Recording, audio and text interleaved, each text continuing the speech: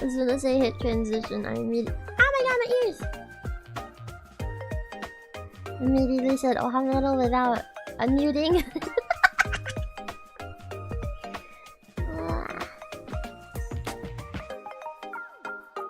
Hold on. There we go. Good morning. Good morning? Good afternoon! The usual— I keep forgetting! I'm sorry. I'm so sad today. I'm actually so sad. I really wanted to do a little watch along of the wholesome direct. Did I just wake up? No. I did not just wake up. Does it sound like it? Because I know. I know it sounds like it.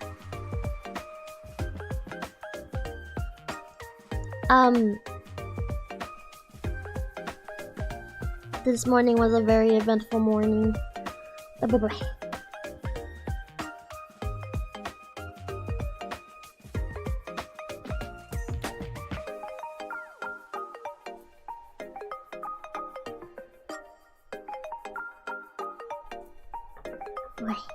Yes or no? Did you sleep at all? I did actually. I did get some eep. Excuse me. I did get some eep. And I woke up kind of early-ish, and then some shit came up, landlord stuff, you know, just renovation around out there in the world.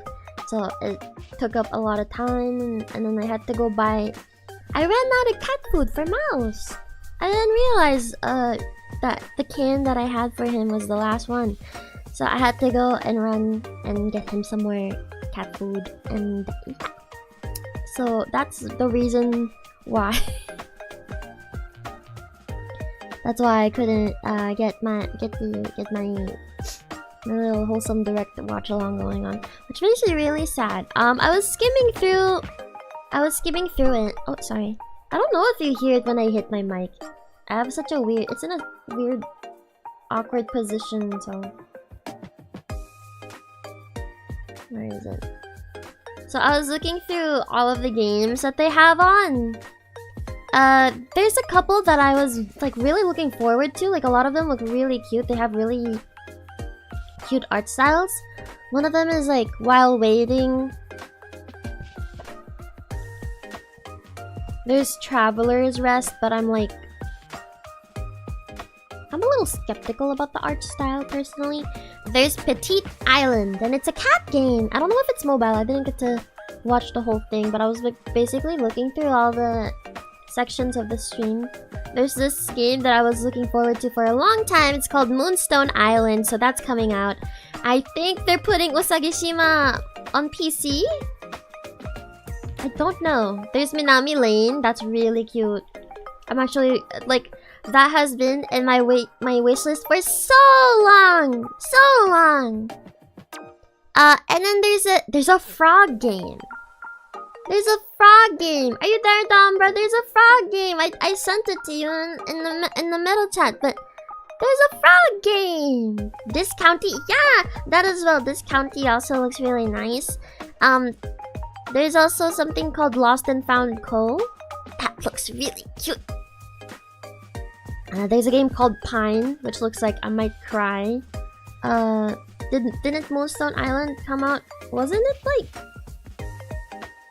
I don't know, cause they put it in the direct.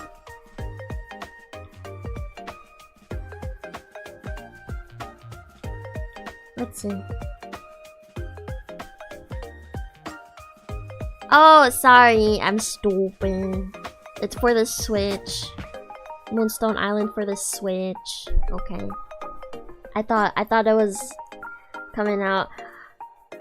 Then why did I not have it yet? Alright. I remember now. It's because I can't afford it! Ah!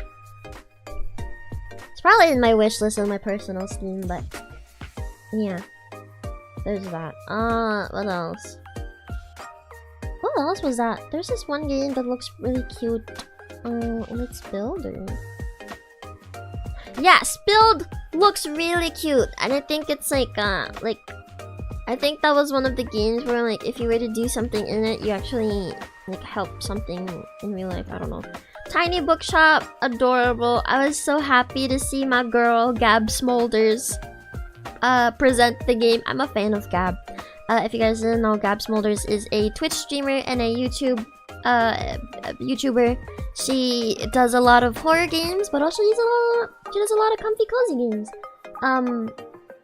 And she's kind of one of usually I go to her channel when I'm like, oh, what's a nice new game to play?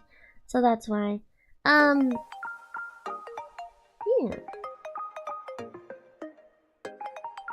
I'm so happy. I'm so happy.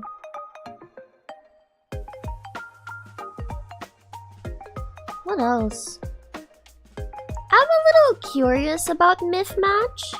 They said it was a co-op sim game? And I don't know how that's gonna work out particularly. I don't know. It does look cute though. It does look very cute. So I'm really excited for that. I started stream a little early because I mean it's like what, 10 minutes early.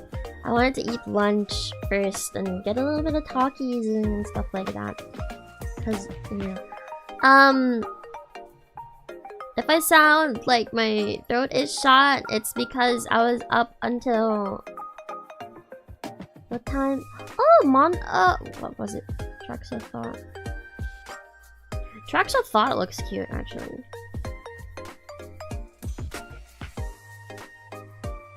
I don't know, a lot of these games I'm looking at, I'm like very iffy about specifically because of art style. Like the art style of the games. But yeah, I'm sorry if I sound absolutely fucking exhausted.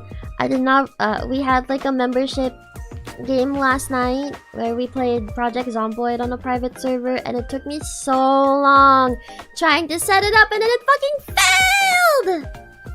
It fucking failed! I gotta have a word with the mods for the server hosting, because what the fuck? What the fuck? What the fuck? Hey. It stressed me out. Like, we were playing for like probably like half an hour or more, and then it fucking crashed. Fuck. I was making so much progress too. Ugh, this is so mild. So there's that. I think my thing is like, I don't really, if like someone were to host it for me, like if it was gonna be winter, right? I don't know if there's like a,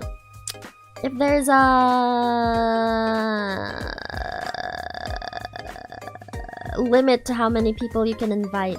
If I remember correctly, it's probably like 10 or something. I don't fucking know. But then again, winter's I don't know if winter will be able to host like something like that. I have spicy my medicine. I forgot to take my medicine. I have to take it at 2 p.m. every day now. 2 p.m. every day. Where did it go? There we go.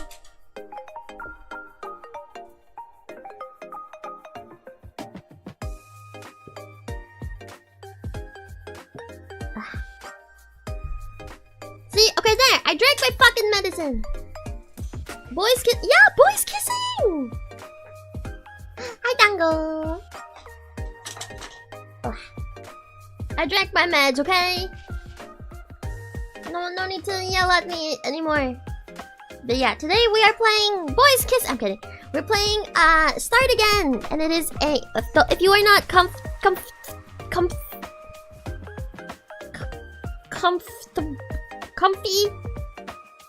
If you're not comfy with that, fuck you. Happy Pride.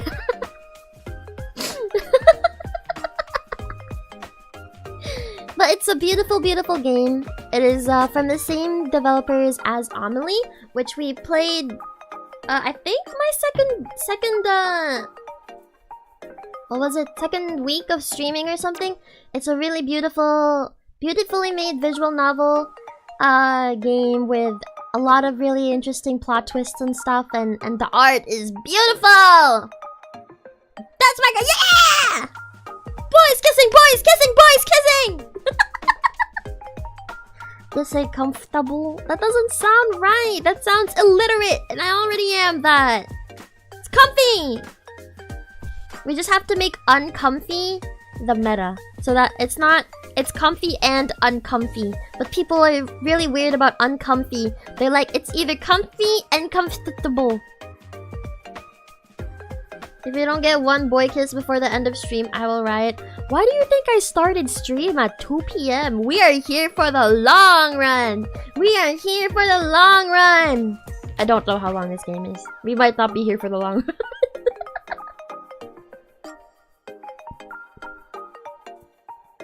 Library. There we go. It also kind of depends on whether my throat's gonna be able to handle it. If you don't get one boys kissing moment in the game, I will call you on stream and provide a boy kiss for the pro tag.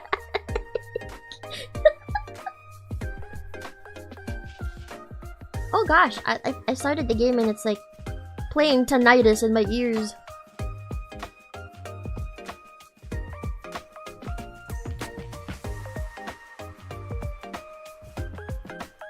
I got a notification. Hold on. On my marshmallow. What is this?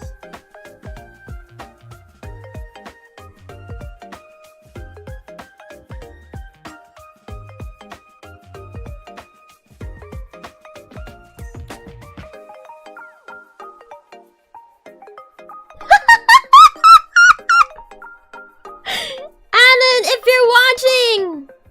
Sorry, I got a marshmallow. It said, I saw something interesting on my throne feed today. Looks like it was funded. Have fun. Any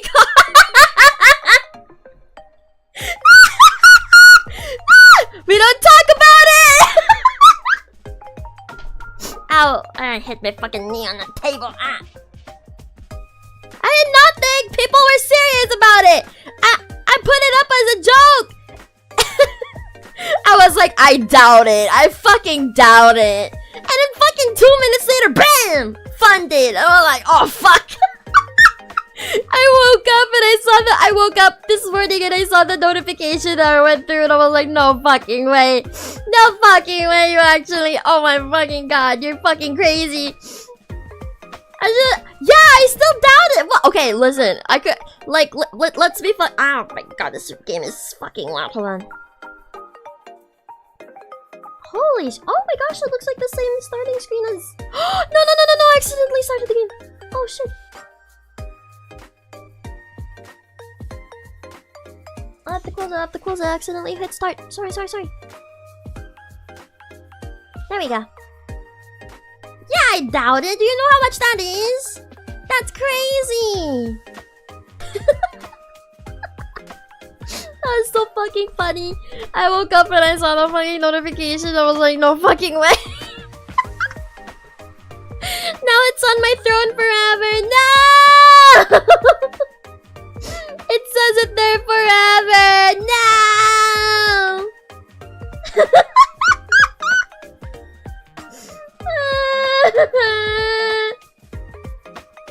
That's so fucking funny. Oh, she's that kind of. Oh no! Okay, disclaimer. Well, not really a disclaimer.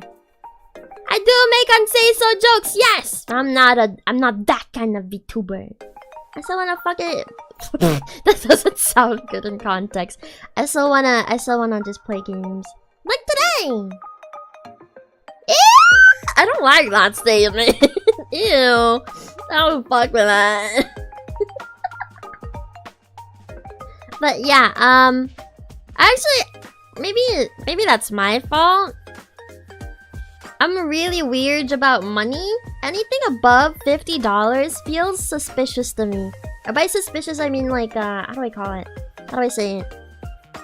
It feels like it's weird that anyone would spend anything over $50 for some random VTuber on the internet, specifically me. So I'm like, if I put anything on Throne or like mention something and it's like over that price range, in my brain it defaults to like no fucking way. No fucking way. And I put it there and I was like, no fucking way. This is gonna be a funny joke in the morning. It actually got fucking funded. Oh no! Oh no! But yeah. So that was. I have desktop notifications on for my Gmail, which apparently is psychotic. Yes, it is. Why would you waste $80? Like, why would you put your money into that? Save your fucking credit scores or something. I don't know. I've been really keen on the credit score thing ever since I started having to worry about it. We don't do credit scores in the Philippines, so that's like really weird. Like, we do. Technically, we do. We do, technically. But like, I think for... Okay, correct me if I'm wrong, Filipinos in the chat. But like, in the Philippines, our credit score thing is more like if you're gonna do really big... Like, really big purchases, like a house or something. Or like a... like a car in many years of installment or something. Shit like that. I thought, like... And then they come here, my friends tell me that, by the way, if you're applying for work, they check your credit score. And I'm like, why? Even part-time, they check for it. And I'm like, if my credit score is shit, of course I'm gonna apply for fucking part-time work. Why should that affect my ability to work part-time? It's not like I'm paying you anything that you have to pay back. That's so stupid to me. That's so stupid to me. My professor... Okay. Yeah, they do. I don't know. They said they do it a lot. It's so weird to... Maybe... Okay, maybe you guys can explain this to me a little better, because I really don't understand the concept of it. There were two things that my professor told me when it came to credit scores, right? Two things. One... Sorry, let me fix my mic. One thing they said is that if you want good credit score, only use up about 30% of your credit card and then pay it back. And I'm like, what the fuck? What the fuck is the point? And then the other one is don't care about credit scores. Only use it for things like monthly big purchases like groceries. And I'm like, why don't you care about credit score if you still need it to buy things like an apartment or houses or a car? And then professor was like, he was like, just pay it in cash or pay it in full from your debit. I'm like, I have $2 in my debit. Cause I was sincerely confused about it. Cause interestingly enough, we have like workshops and stuff for international students. Like if you're an international student, you'll usually get invites to workshops online and stuff about things like credit score, about things like taxes. Cause we don't do taxes the way Westerners do in the Philippines. So you know, it's completely different. So I'm like really lost on a lot of things, and I'm trying to find my footing, but it's really confusing. And I really don't like that I have to have good credit to apply for fucking part-time, when that's the reason I need part-time. I need to fix my credit score. And the worst part is that they actually look at your credit score to see whether you get to stay in the Canada or not, in the Canadas. So I'm like, fuck. I gotta work on that. So 30% only every month, and then yeah, I guess that's the min-max strat. That's the min-max strat.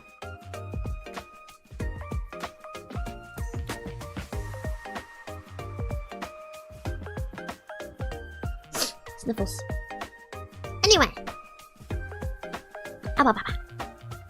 Generally, as long as you can fully pay off your credit at the end of the month, it's fine, but your credit score won't improve as much the closer to the limit you are.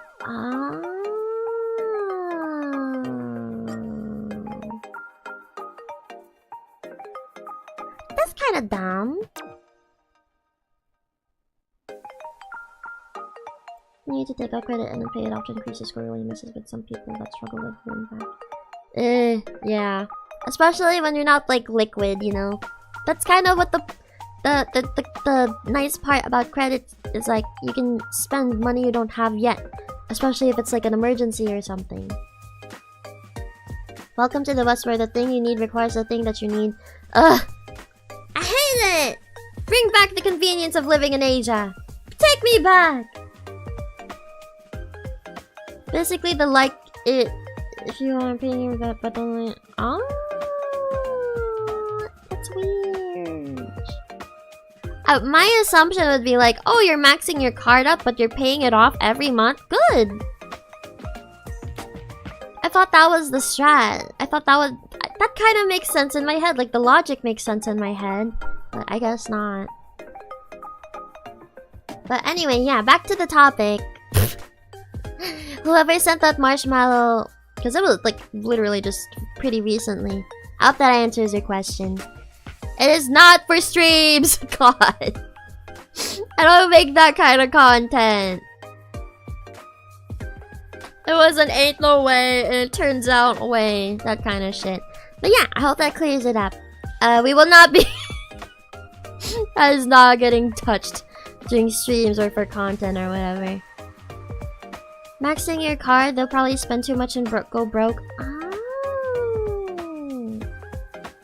I see. That makes sense now. That makes sense. Okay.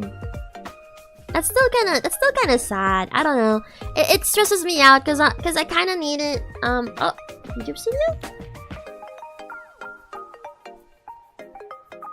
Okay, there we go. It stresses me out because like, if you wanna like move to Canada after you get your work permit and then you finish that, you have to have good credit score to actually migrate, like actually move here. So I'm a little worried about it. I don't know how quickly I can turn things around in such a short amount of time. Well, actually, not a short amount of time. I do have like a year or so. A year or two. You private the hot seat stream. I missed out on half of it. Well, it is privated, but it is gonna go back up like every now and then, like a little rewatch. Holy shit, VTube Studio. Is there an update that I don't know about? It's been so weird. But yeah. Oopsies. Okay. Let me set up the game really quickly. I said I was gonna eat before we played the game, and here I am not eating. Oh god. Okay. Game. Will it show up?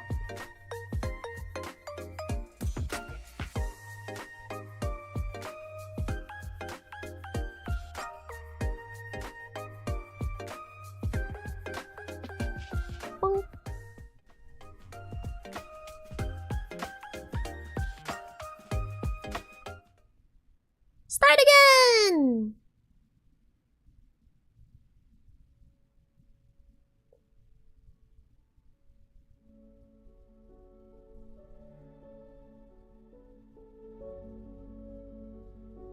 How long do I plan to stream? A while. For quite a while.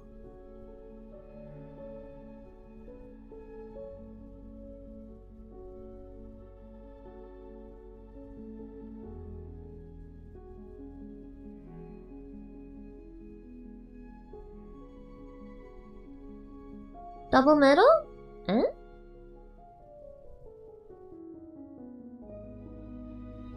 Hello? Hello, hello?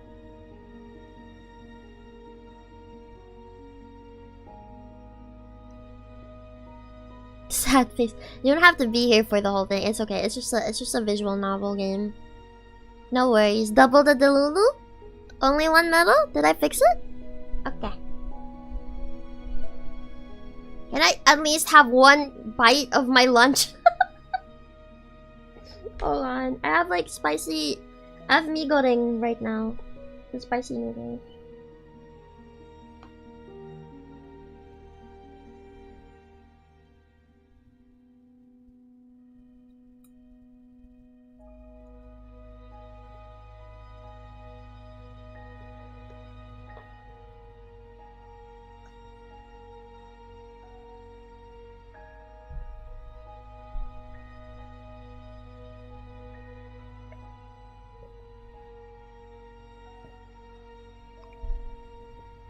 The dichotomy of this chat!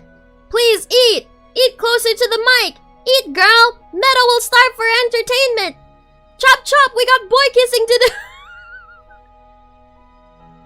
Y'all are so mean!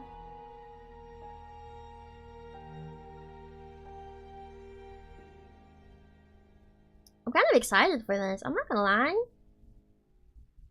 Okay. One more bite, and then we play. Hold on.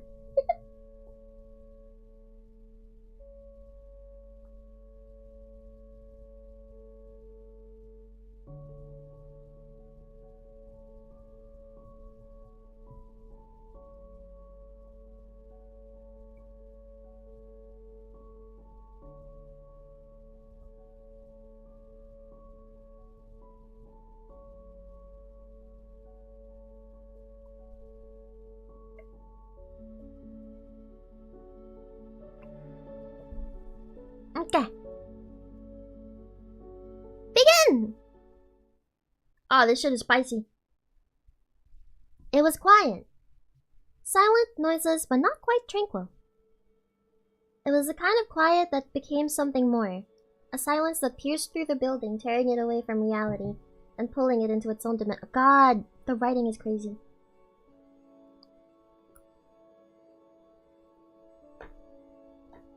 Like, I just trust the writing will be good. I heard about boys kissing here. Yeah, we have boys kissing! It's a beautiful, beautiful visual novel that I'm... I just know the story is gonna be good. You can't see much, but... Here.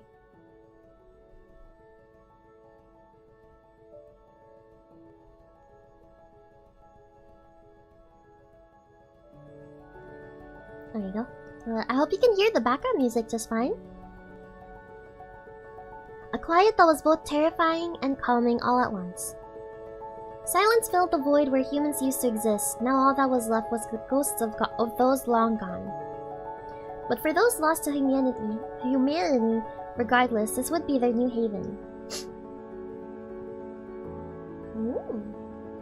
Sebastian opened his eyes, surrounded by that silence. Where? He looks like...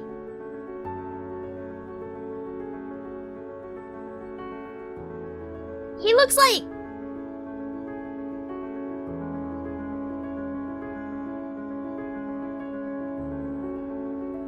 He looks like, you know, that one VTuber. Shoto? I didn't know you were in a boys kissing game. Play on. Where?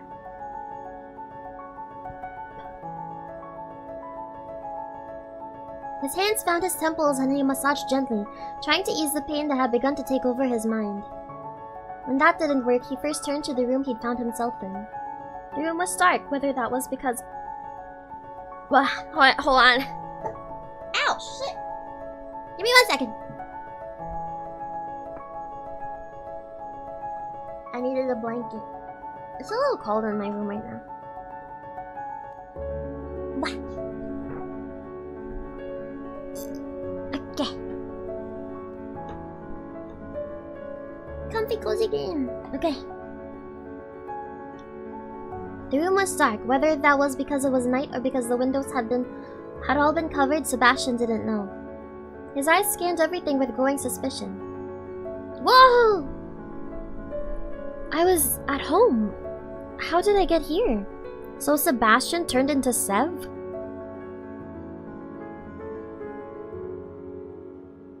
You can already see the Amelie art style coming in. Yeah!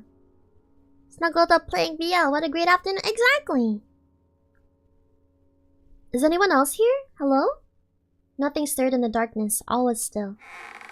Ugh, that freaks me out.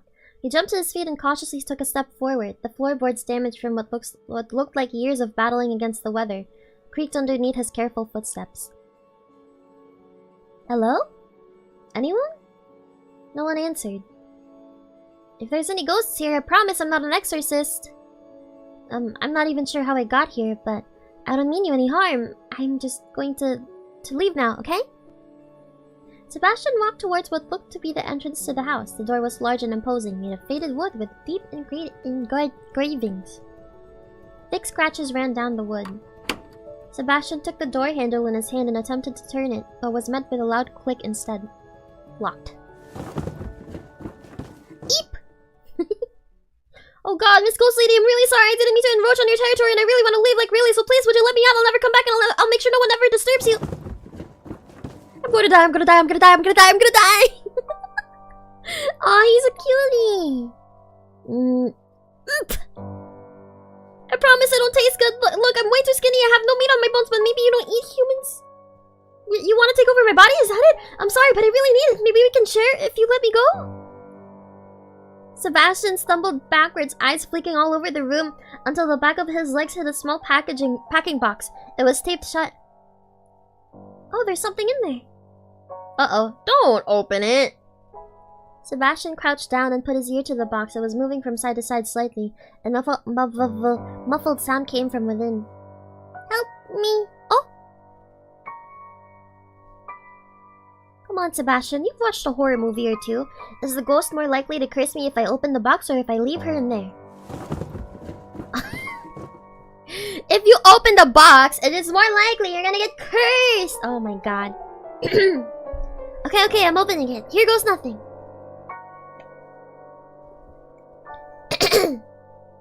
Sorry.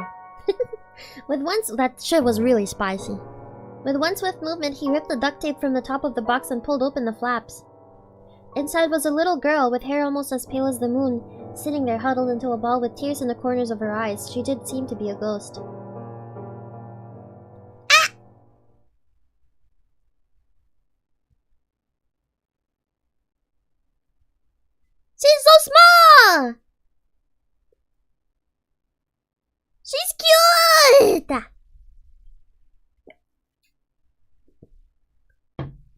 Hold on.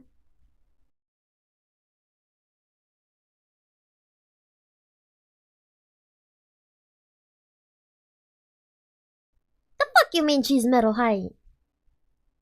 Are you okay? No. Where am I? I don't know, I just woke up over there. Oh. Come on, let's get you out of this box, okay? Sebastian held out his hand and silently prayed she wasn't a ghost, but when her hand met his, instant relief washed over him. Okay, not a ghost. I thought you were a ghost. Wait, you're not, are you? Oh, come on, Seb. The little girl shook her head, her hair flowing from side to side. Okay, that's good. Well, my name is Sebastian. What about you? My name is Nini. Oh, she's so cute. Okay. It's nice to meet you, Nini. I'm not sure how you got here, but it's about time we left, don't you think? Nini nodded her head, using her sleeve to wipe the tears out of the corners of her eyes at the same time. Let's take a look around the room, alright? Maybe there's other people here. Or if there's not, why is it just the two of us? Sebastian couldn't help but cringe with each step the two took around the room. The creaks and groans echoed through the house. If anyone or anything was nearby, they would have been heard easily by now. Sheets laid across much of the furniture and dust laid across the sheets. Whoever had once lived here have left quite some time ago. Girl got a long ass neck. Hey! I do too. Don't make me pull it out.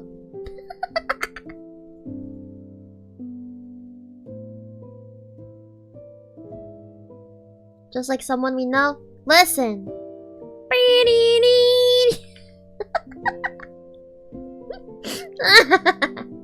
Okay. Mr. Sebastian? Yeah. I think there's someone over there. Uh-oh. Nini pointed to a dark corner of the room. Dated pieces of furniture concealed whatever was hidden over there. How do you know?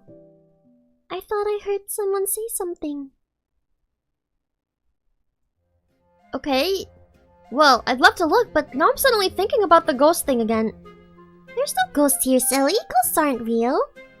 Whoa there, little lady. What do you mean? Of course ghosts are real. Really? Yeah, it was the summer of '64 when I met my first ghost. You're not that old. Nope. Aw, this is cute. Okay, maybe I've never met a ghost, but I'm certain this is a haunted house. How can you know? It has all the telltale signs. 1. Strange noises. That was me, though. 2. All the doors are locked. Couldn't someone else have locked them? 3. It's way too cold in here. Isn't it the middle of winter? And lastly, I feel like someone's watching me. Again, I think that's probably me.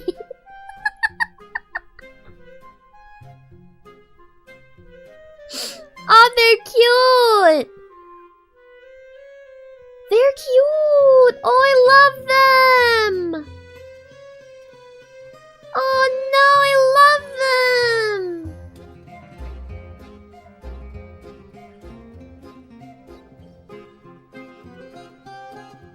Oh, that's so cute.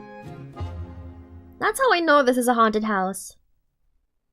Okay, I'll go over there and check myself. Don't worry, I'll protect you from back here. Sebastian gave Nini a thumbs up and reassuring smile. She nodded back enthusiastically, as if she truly believed that he had her back. Oh, buddy. If you really are a ghost, I wanna help you. You got this, Nini! She crept closer and closer. There's someone here. There's someone there! Sebastian creeped closer, looking over Nini's shoulder. Indeed, there seemed to be the shadow of someone lying in the corner of the room, mostly hidden. A chair made of rotten wood sat in the way. Sebastian tried to pick it up and move it, but the leg instantly snapped off. He picked it up. Now I have a poking stick. Won't he be upset if we poke him? Nah, I'm sure he doesn't mind being poked. Hey! Hey! Well, and good news, he's not dead. Yay! Where? A man with white and black hair sat up rapidly, then scooted in the opposite direction of the little girl and the man with a chair leg. Oh, new boy! Ah!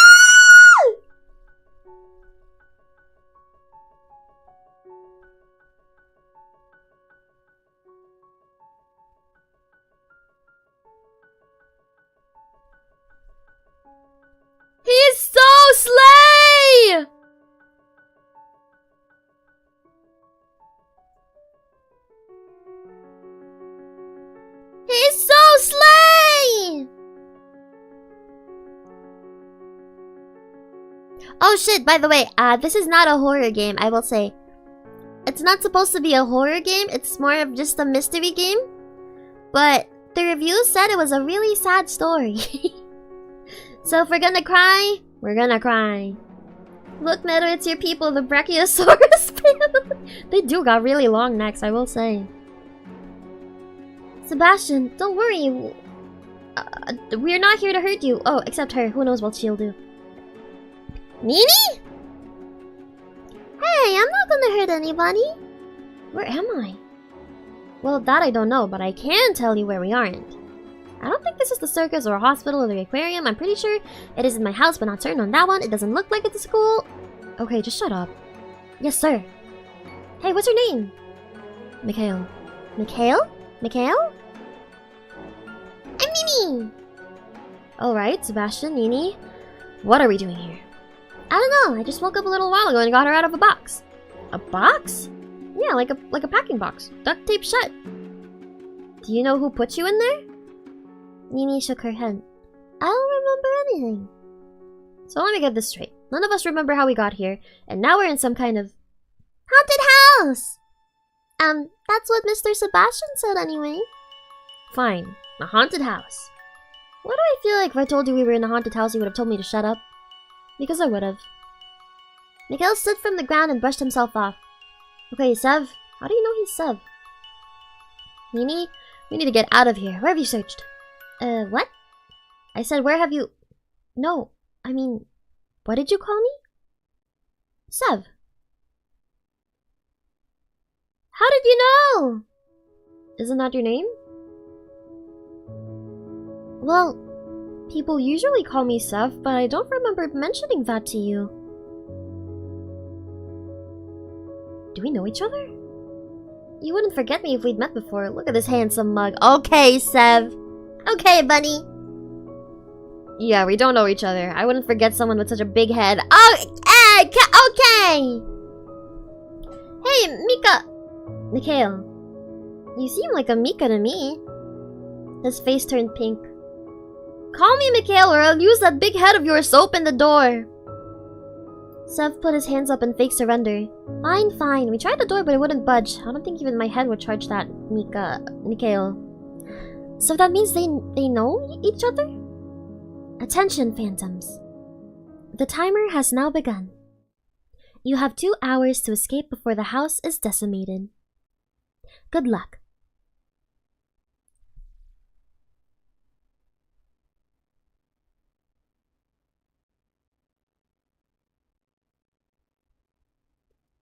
Fuck you mean, decimated?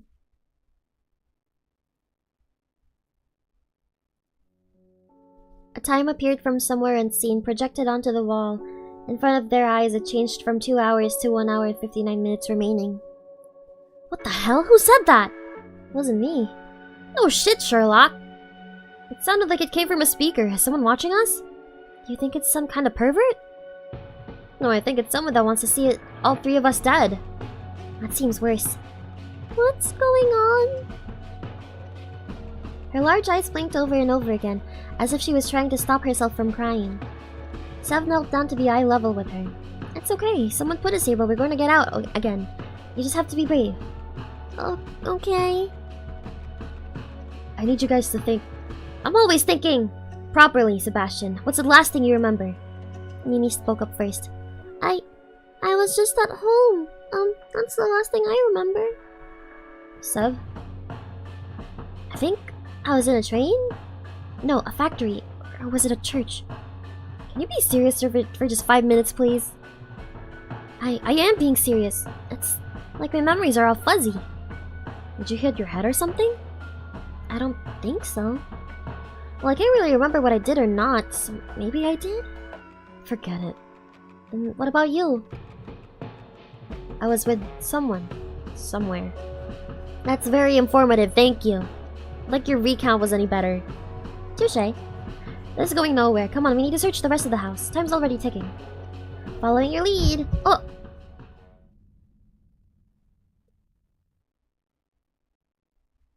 Someone else But wait. Mikhail already moved to leave through what looked like a dark, long corridor.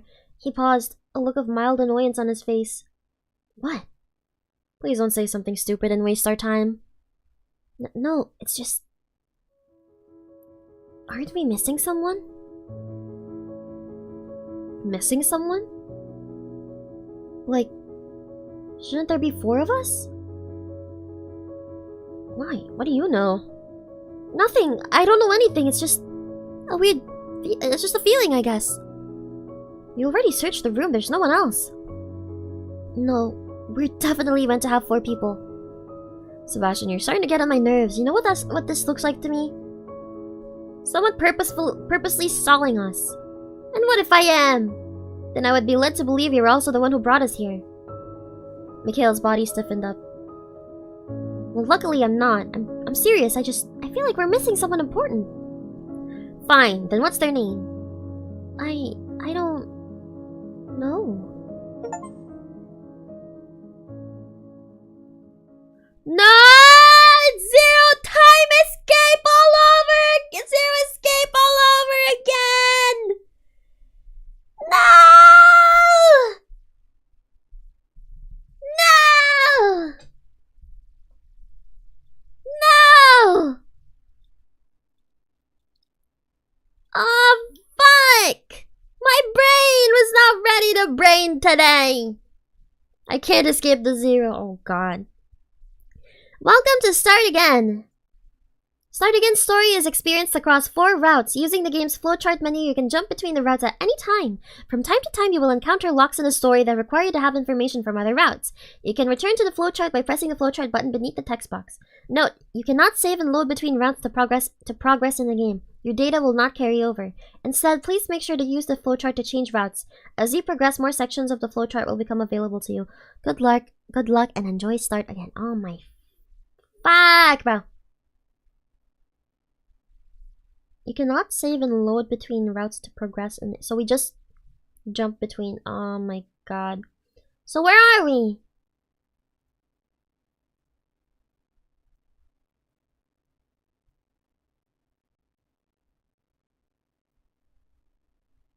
Ah?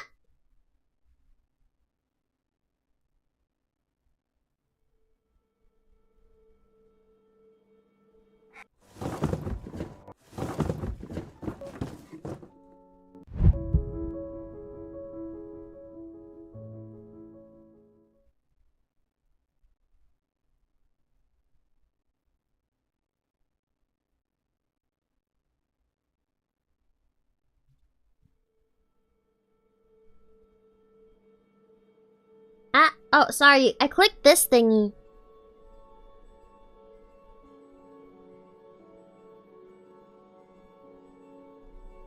Okay.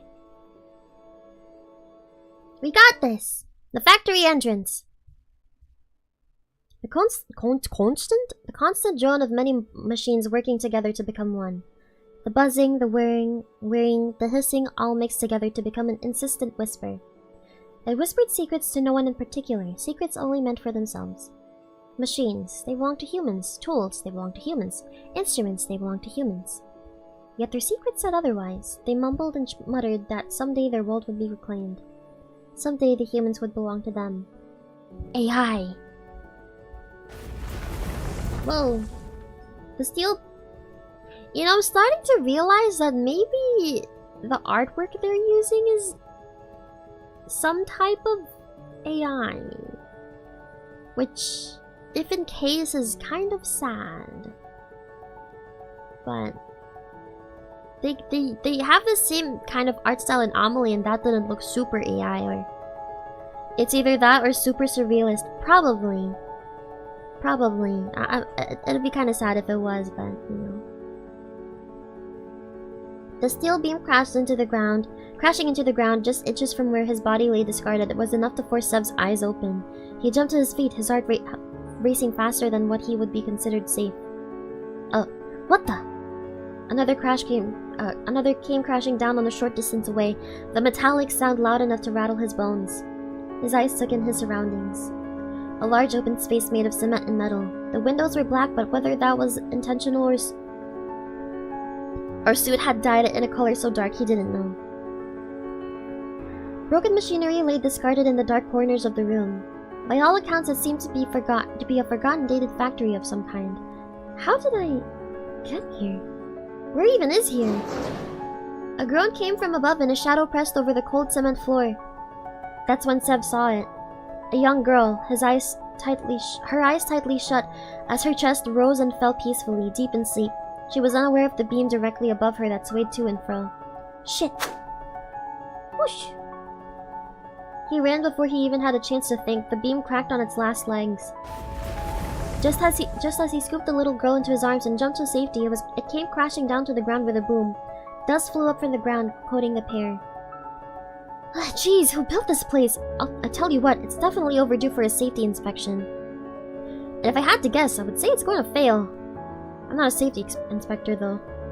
Nini! Dad? I don't think so? Unless someone hasn't told me something. She wriggled from his grip, retreating a distance away and eyeing up her surroundings. Where am I? I don't know. Hey, look, I just woke up a second ago as well. You can trust me. Can you, though? I realize that comes off as untrustworthy, but you've got to believe me here. My name's Sebastian. Sebastian? Special people call me Sev, though. Sev? My name... it's... Nini. Okay, it's nice to meet you, Nini. So you don't know how you got here? No. Alright, let's just get out of here for now. We can go to the police station and get them to find your family, and they can come pick you up. No, I don't want to see them. Oh? Okay, well... You still don't want to be stuck here, right? So then, first up, we'll leave. Alright? Okay. Sevi, could I hold your hand? She's scared. Sev smiled, trying to put on a face that would calm her. Of course, there's nothing to be scared about. Here. He held out his hand. She quickly took it. It was small, fragile, and trembling. Their first stop was a large door that seemed to face the outdoors, but no matter how much he jiggled, the handle or pushed and pulled, it wouldn't budge. Window it is. Sev picked up a scrap metal pipe that had been tossed to the ground. The weight was heavy in his hand. Stay here for a second, okay? I don't want to get any glass on you. Okay. As if he was aiming for a home run, Sev swung the pipe a few times, testing the force. Satisfied, he lined himself up with the window. It's time for you to face my steel, Wendell! Prepare yourself! No longer will you hold us hostage! No longer will we be your prisoners! By the power I wield within my hands, you will! Are you talking to yourself? No. Of course not. Here we go! With all the strength he could muster, the pipe swung through the air, colliding with the window, and subsequently bouncing right off it, causing the man to stumble backwards until he landed square on his ass. So it didn't break? I'll try another window. And so he tried another, and another. Yet none of them would break. He walked back to take Nini's hand again. Okay, looks like the windows are no-go. I'm sure there's a way out somewhere around here. Even as he said that, another beam... Holy shit, what's happening through my throat?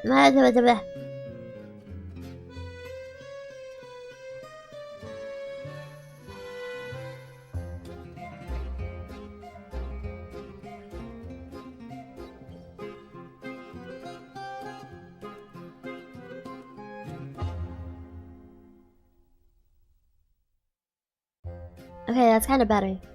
Yay! Even as he said that, another beam fell from the ceiling with a metallic clang that echoed through their heads. It started as a gentle sniff, but soon became a blubber. Tears overflowed out the corners of Nini's eyes as she watched the world as she knew it fall apart around her. It's okay, really. Look, we'll be fine. Attention, Cogs. The timer has now begun.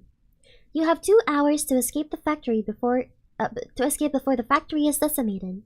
Good luck. What? Decimated? Sevi, what's that?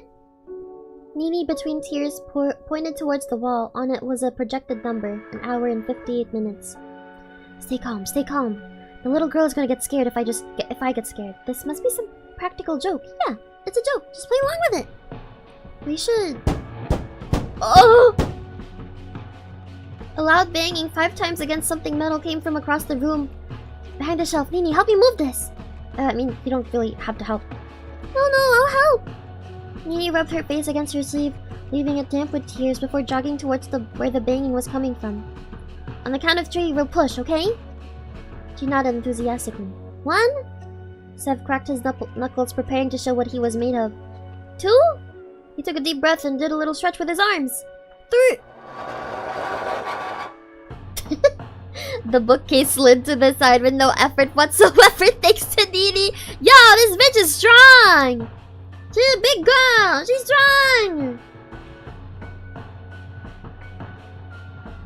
Nini's the goat, yeah!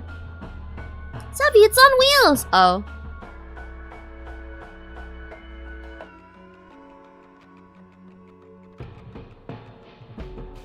Cool. I just got shown up by a toddler. On the other side of the bookcase was a reinforced metal door. No windows showed what was hiding beyond. Well, that was easy. Who needs 2 hours? But who's doing the banging? Maybe someone's come to rescue us? One of our families? Oh, it's locked from this side. Well, let's get out of here already. A large metal bolt was the only thing stopping the door from bursting open. Unless the baddies are in there. The baddies? Sev shrunk back, kneeling down to stand behind Nini as if she was a shield. You open it. The child? You're making the child open the fucking door? You're kidding me! Sebastian! You bastard!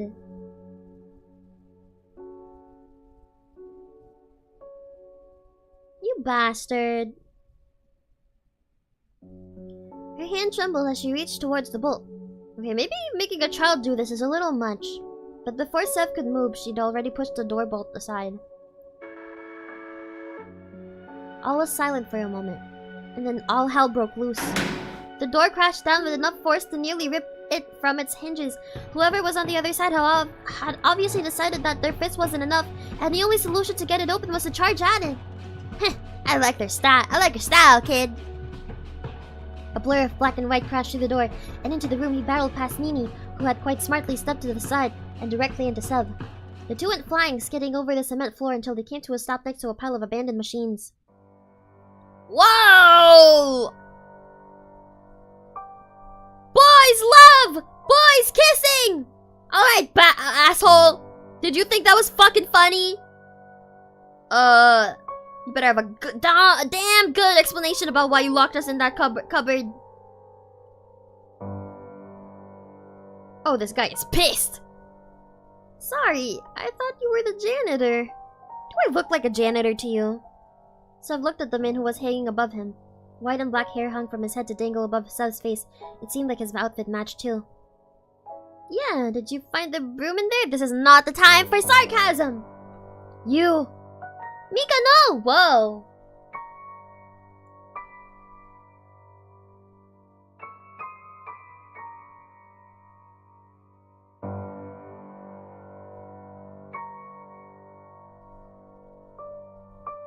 What? Another one? I don't remember having 2 janitors. We're not janitors, you piece of shit. Where the hell are we and who the hell are you? Oh, I'm Sebastian. You can call me Sev if you want. That's Nini. We don't know where we are. Okay, Sebastian, why are we here? That's a fantastic question. Well, no idea, to be honest. You think I believe that after you locked us in there? Oh yeah, I was actually lying about that, sorry. He didn't say anything further, he just silently raised his fist and swung it downwards. Ah, he punched him! Please, Mika, that's enough!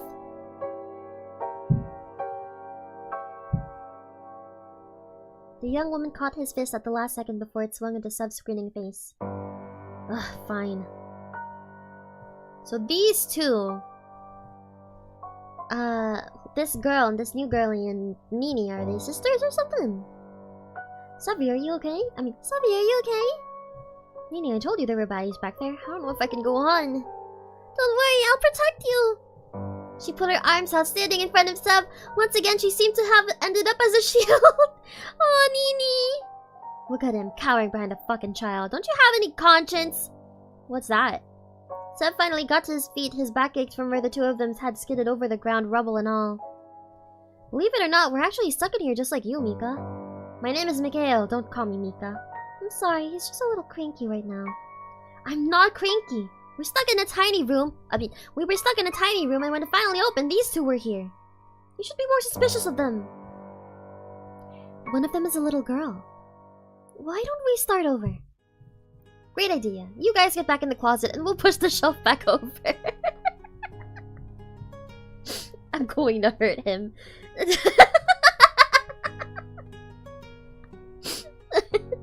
The girl stuck her arm out in front of Mikhail, stopping him. My name's Rene? Ryan?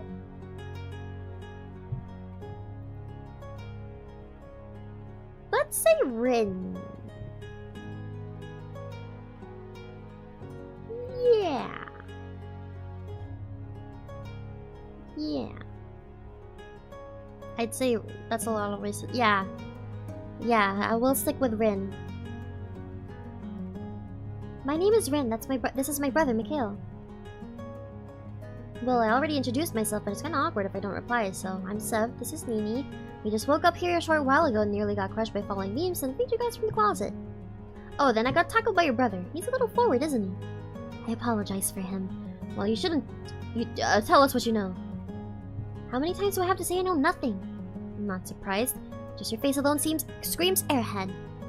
Well, what about you? I don't remember anything. Neither do I. How about you, Nini? Nothing. As much as standing in a circle getting to know each other is fun, if I could direct your vision to the timer on the wall.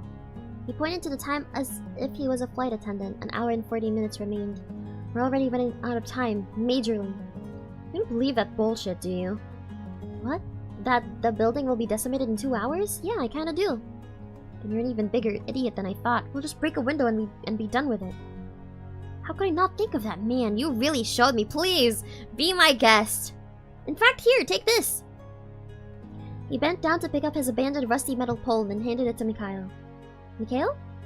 Mikhail snatched it out of his grip, then sauntered up to one of the old darkened windows with a cocky gait. He wound up his batting arm as if a mirror into how Sev looked just a few minutes ago himself. Pull it back a little further. There might be tough windows. No factory like this? Don't be stupid.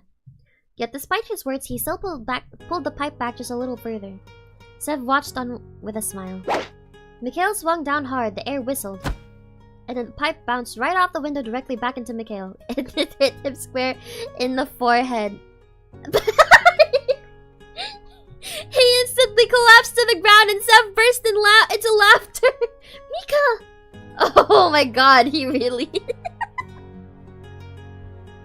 They're so mean! He really did it. Is he okay? Why didn't you tell him we already tried it? Sev shrugged. He was the one who wanted to do it, but he sees it for himself how trapped we are, so he takes it more seriously. Mika! Mikhail, are you okay? Ugh. Asshole. Rin helped Mikhail back up to his feet. He swayed back and forth for a moment before finding his footing. With that sorted, how about we start looking around and actually finding a way out of here? Unless, of course, you want to go around too with a window. Leave it be, Mika. We should hurry. Whatever. We'll search over there. Do you two want to start on that side of the room? Okay, Sevi, do you want to look around together? Of course, Mika. There's probably smells. Mika over there probably smells anyway. Oh, pfft. As Mikhail's fist tightened, Rin led him away by the arm. He's not very nice. Just a terrible personality all around. Well, that doesn't matter. We're only gonna be stuck with them for a little while. Come on, let's look around for a little. They searched through every nook and cranny, careful of anything further falling from the ceiling, but it seemed to have stopped already. Everything was covered in a layer of rust, whatever this factory was once used for. It was long in the past. Also noticed how much Mika's outfit looks like a straight jacket. I guess insanity is in. You know lobotomy core? You know what lobotomy core is? Apparently, there's an aesthetic of like girls dressing up lobotomy core, and Mikhail is lobotomy core. Sevi, what do they make in factories? All kinds of things. Cars, clothes, food, little girls. Little girls? Yeah, maybe you were made here. Don't be silly. Little girls don't come from factories. They come out of their moms' bellies. Like little parasitic aliens bursting out from their chests. No? She shook her head. No. Fine, maybe you're a little too young to have watched that. Hey, you guys. I think we found something, but, well... She looked awkwardly back over her shoulder where Mikhail was desperately trying to push a large piece of machinery to the side. He didn't look like he wanted to ask for help. Can you come help? With pleasure. The trio approached Mikhail, who was red in the face and panting. I said I didn't need any help! You haven't even moved it an inch. I have! Step aside, we've got this. We? What, you're going to make the kid do all your dirty work? I'm strong too, I can help! And push! 7 Nini lined up beside the old machine. It was definitely heavy, but in just a few moments it was pushed aside. Holy shit, Nini's fucking strong! There we go, it was all Nini.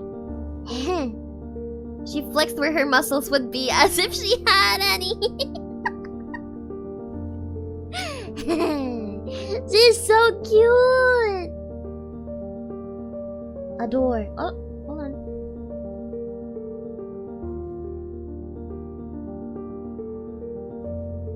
Oh, sorry, my dad texted me. Looks like this is the right way. Huh? What's this? Beside the door were 2 screens, one awaiting a password and another with 4 colored buttons on it. We need a password to open the door. Suddenly, the 4 colored buttons started lighting up one at a time until it stopped awaiting input. This is like one of those kids' memory games. Are you any good at them? No, are you any good at them? There's one way to find out? Don't mess this up for us. I'll try my best.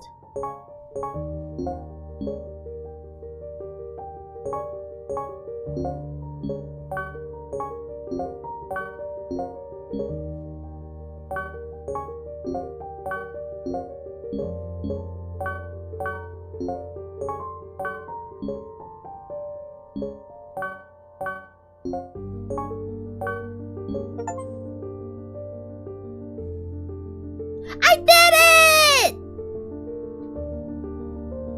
Yeah! As Sub pressed the last button, the screen went dark before lighting up once more with the word Enter. Enter? Is that meant to be the password? That's a dumb password. That's like making your password open sesame. But worse. Well, whatever, I'll try it. Oh.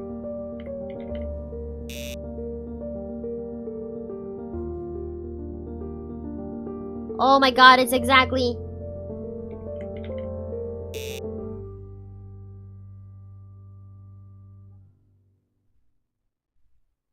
What's the code? Entry! Oh, enter? Why did I read that as entry? I'm stupid.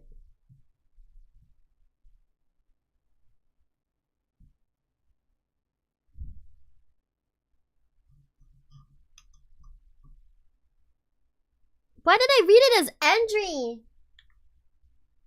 Sorry, my brain.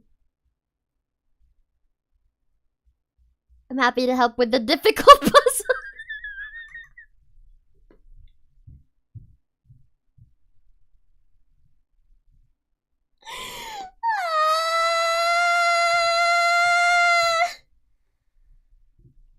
No, I'm stupid. The door opened with a low metallic groan that seemed to match the rest of the building. Beyond it was pure darkness. We have to go in there? Stay close to me, Rin. Okay. It looks scary, I don't want to go. Sev extended his hand once again to the little girl, who took it eagerly. You're not stupid, just a little slow sometimes. I'll scare away anything that's that's hiding in the dark. Okay. The sound of something dripping seemed to come from every direction. Somewhere in the distance, chains were dragged slowly against the cement floor. Seb stuck out his spare hand, but he couldn't even see that in front of his face. Each time an unexplained sound came from somewhere in the dark, Rin let out a low gasp or whimper. You doing okay? Yeah. You don't think anything is here with us, do you? I don't know. Of course not. There's gotta be something we could use for a little light. I don't know. Seb felt through his pockets for anything that could help with the encroaching darkness, but came up empty-handed. Anything he had in his pockets before, like his phone, was gone. Where are we? Oh, we're here now. Wait a second. Who took all my stuff? Rin, Mikhail, do you have anything? The answer to his question was silence. Come on, even if you don't, you could answer me. More silence followed. Guys? And then he noticed it. The tiny little warmth that was sitting in his palm was gone. Nini? Shit. Where did they go? I must have split up from the others. Nini? Rin? Mikhail? Mika? Nothing. If not calling him Mika got a reaction from him, then he truly wasn't within earshot. It's okay, it's fine. I'll just go back the way I came. Every direction seemed to be the same. Darkness, darkness, and more darkness. Suddenly, Seb felt very alone.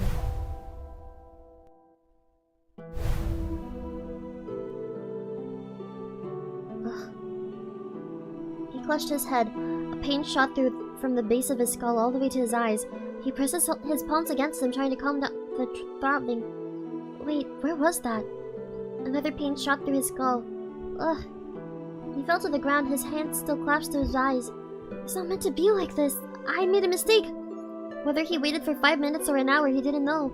Surrounded by a blackness that rivaled the night sky, he waited for someone, anyone to help him. But all that awaited him was the end. As the factory fell down around him, one thought entered his mind. Someone has something that can help. That was a dead end! Oh!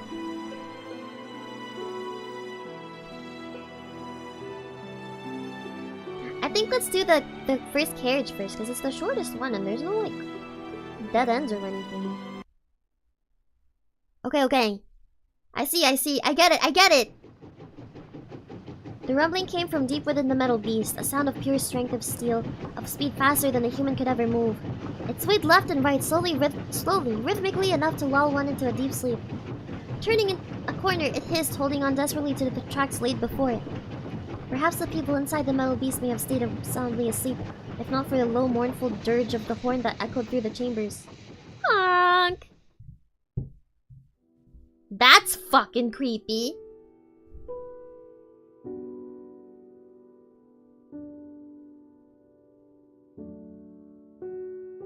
You see that face in the door?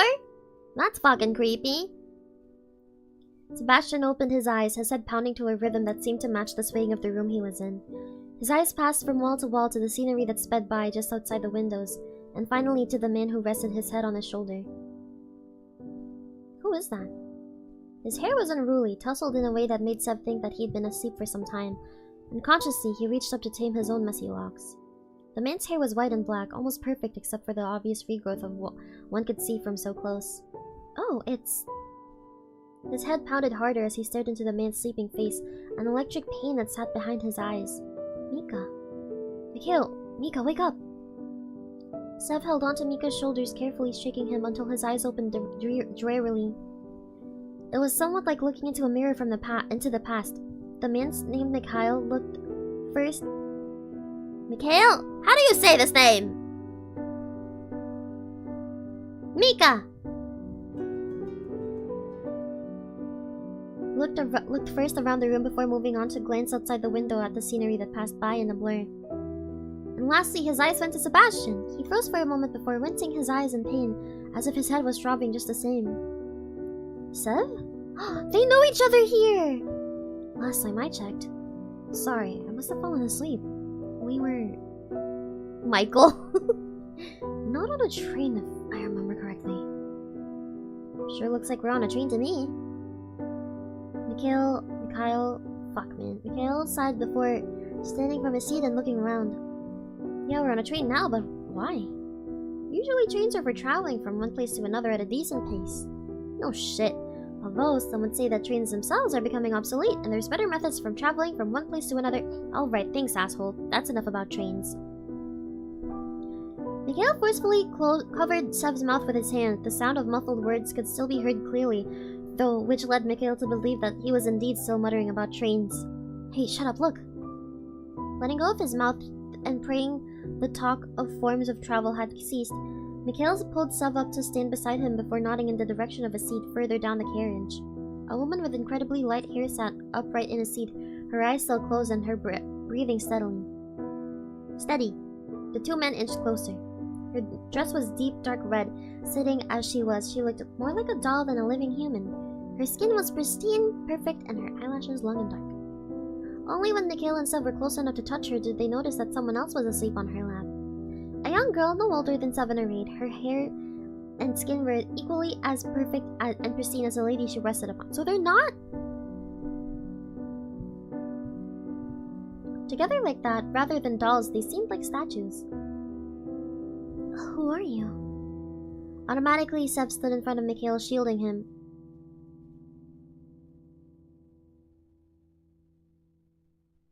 This time you're the shield? They're boyfriends! They're dating. They're in love. They just don't know it yet. Automatically, Sev stood in front of Mikhail, shielding him. The woman's voice was cool and calm, but perhaps that only made it more threatening. I'm Sebastian. This is Mikhail. We woke up on this train with no idea how you got here. Yeah, you know something about that? Mikhail's voice was tinged with accusation. Mika, it's okay. The currently unnamed woman shook her head, her long hair swaying from side to side with her. Yeah, I thought you might have been the one who brought me here, but it doesn't seem like it at all. Her voice was so calm and collected only a moment before, finally relaxed, tinged with warmth. My name is Ren.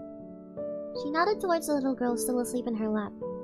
I woke up a short while ago and found this girl crying. I'm not sure who she is. Poor thing. I'd wake her up already. But it's probably important we at least get her name. Right.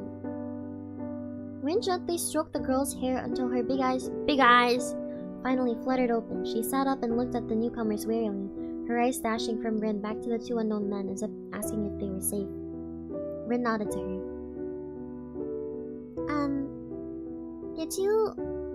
Did you also get brought here? Brought here? I remember someone carrying me here. Well, that's not a good sign. Sev knelt down so we could be on the same level as the young girl. Hey, it's going to be okay. We'll work out why we're here and you can come home to your family, okay? But first, why don't you tell us your name? My name's Sebastian, but you can call me Sev. That's Mikhail, you can call him Mikhail. He secretly likes it if you call Mika. Call him Mika. I can't read, I'm sorry, guys. Don't tell him I told you. Mikhail looked away, a tinge of pink on his cheeks. And we just met Rin. You and Rin are friends, right?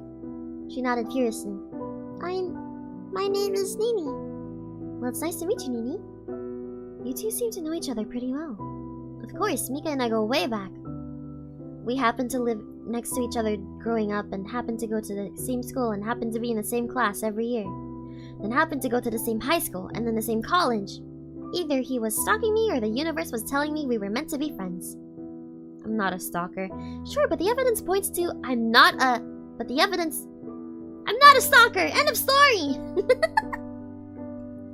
Alright, sure. He leaned in closer to Nini and Faith whispered into her ear. Careful, he might be a stalker. Ugh. Nini giggled and Rin seemed to brighten up too. Attention passengers! The timer has now begun. You have 2 hours to escape before the train is decimated. Good luck.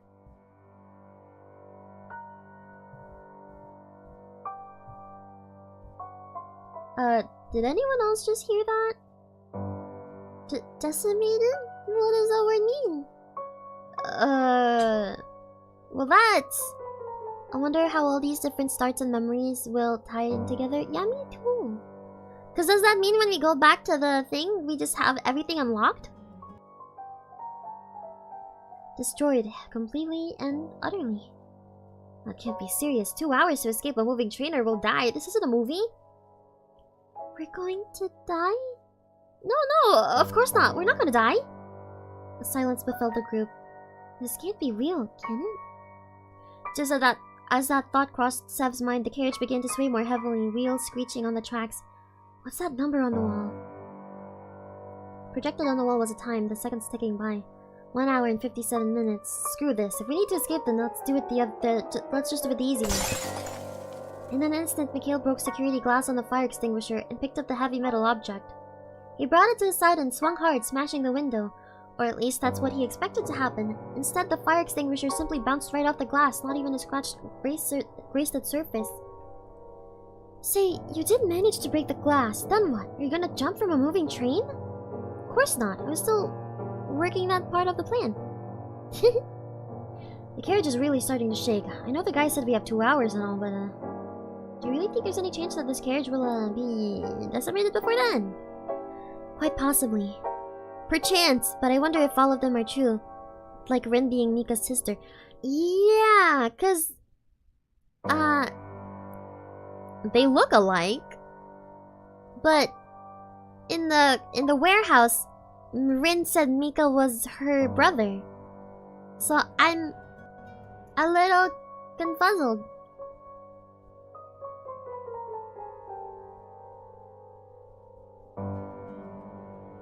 I'm a little confused.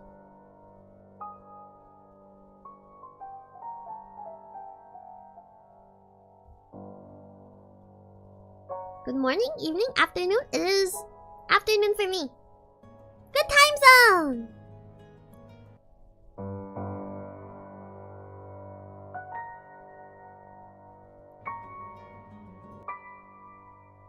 Quite possibly. For now, I think we should take that voice seriously and play along.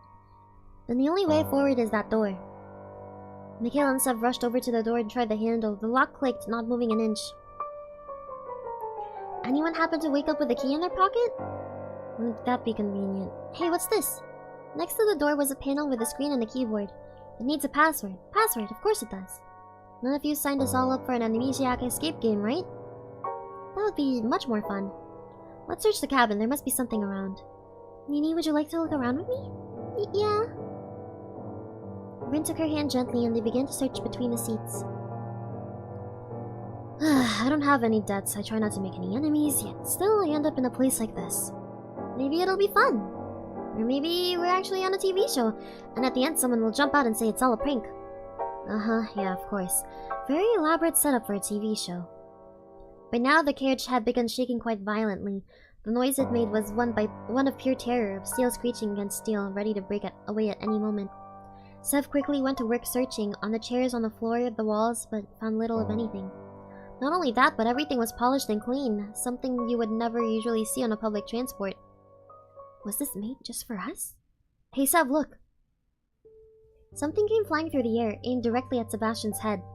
With his instincts so honed, he moved quickly to catch it and quite obviously missed because his instincts weren't honed at all, and he honestly would usually prefer to sit at home in his pajamas and play video games than do anything that would hone his instincts.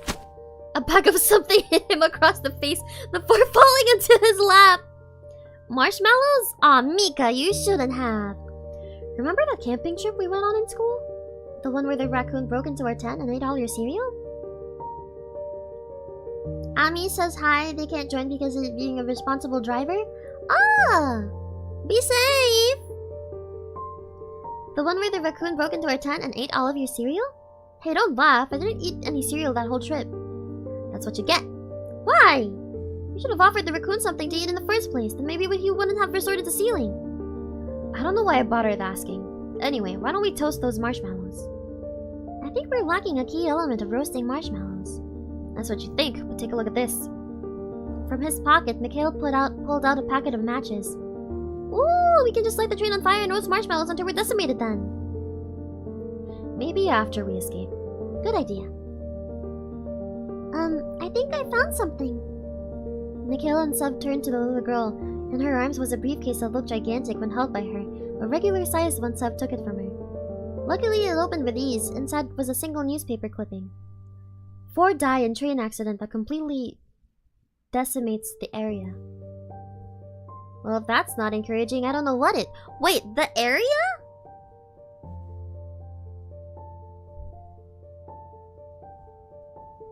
area? Like the whole thing?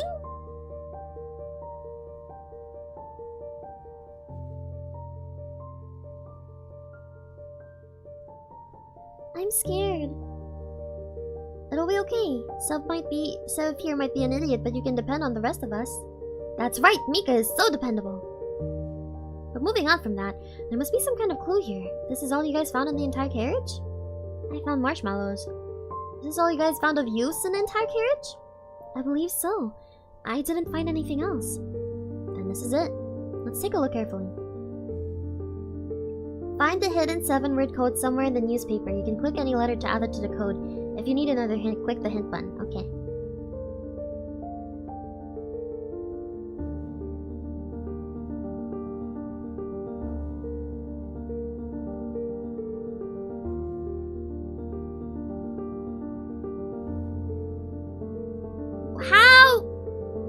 How does this make any sense?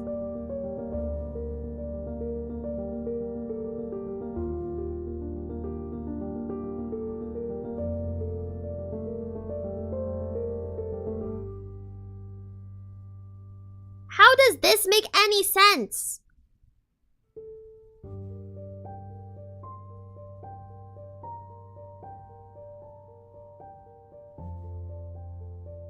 What do you mean, got it? What do you mean, got it?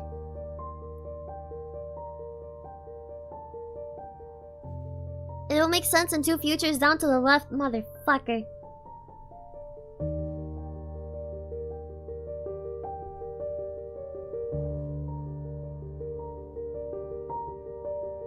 The start of every sentence.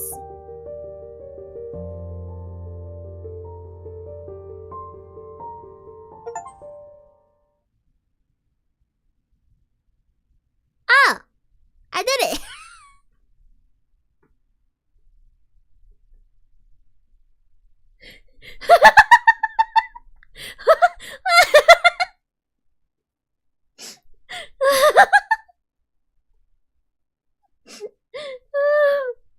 So quickly and easily.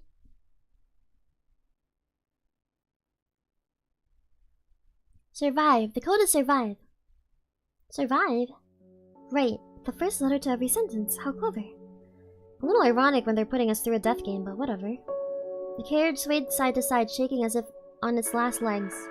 Quickly, let's try the code. Sev dropped the briefcase and the newspaper clipping and rushed to the door. The panel beside it stood waiting, blank, ready for the magic word that would open the way to the next carriage. Ah! Fuck! The door began slowly opening with a creak, but Mikhail couldn't be that patient. Bah! Burps. Sorry. With all his strength mustered, he forced the door open faster, pulling Sev, Rin, and Mimi through. Just in time, behind them, the carriage broke free from its restraints. Sparks flew around as it tipped, teetered, and rolled down the cliff that sat just beside the precarious suitcase. The cliff?! The four stood in dread, eyes fixed on the spot they had been standing just moments before. In its place, a sheer drop. Did the train just... Yep, it just got... Don't say it. Decimated. Hey, she said it, not me. Mimi clung tight to Rin, shaking. So not only do we have a 2-hour time limit, there's also some unknown limit on each carriage. It doesn't seem very fair. Nothing about this is fair. Why us? What did we do to deserve this? Apart from Nini, does anyone remember anything about how they got here? Nothing. I can't even remember what I was doing before this. Neither. Have they messed with our memories then? If we start questioning our memories, then where does that stop? We could all have done something bad and this is our punishment and we just don't remember. One of us could have been the person who put us here and we don't remember. Hell, you and I might even be strangers, Sev. Anything could be possible. I guess so. For now, why don't we focus on getting out of here? And how exactly does moving from carriage to carriage help us with escaping? What? Do you know something we don't? No, it's not that. Then why even bother suggesting it? Mikhail, stop it. Well, it's a fuck ton more helpful than you've been, isn't it? Yeah, Rin!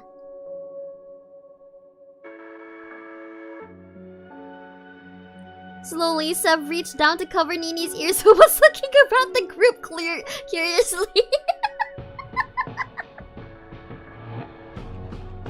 Damn! Rin's air of sophistication of careful, cool words had dissipated. Another, it was a heat filled with anger. Do you think I want to be stuck here? No, I don't. Do you think I want to do this? No, of course not. We all watched what happened to the last carriage. Do you want to just sit around and wait for that to happen to us? Well, no.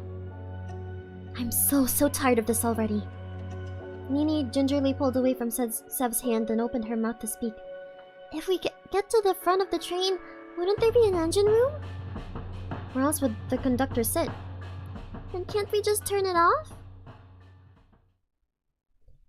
Thank you, Nini! The voice of reason. Right.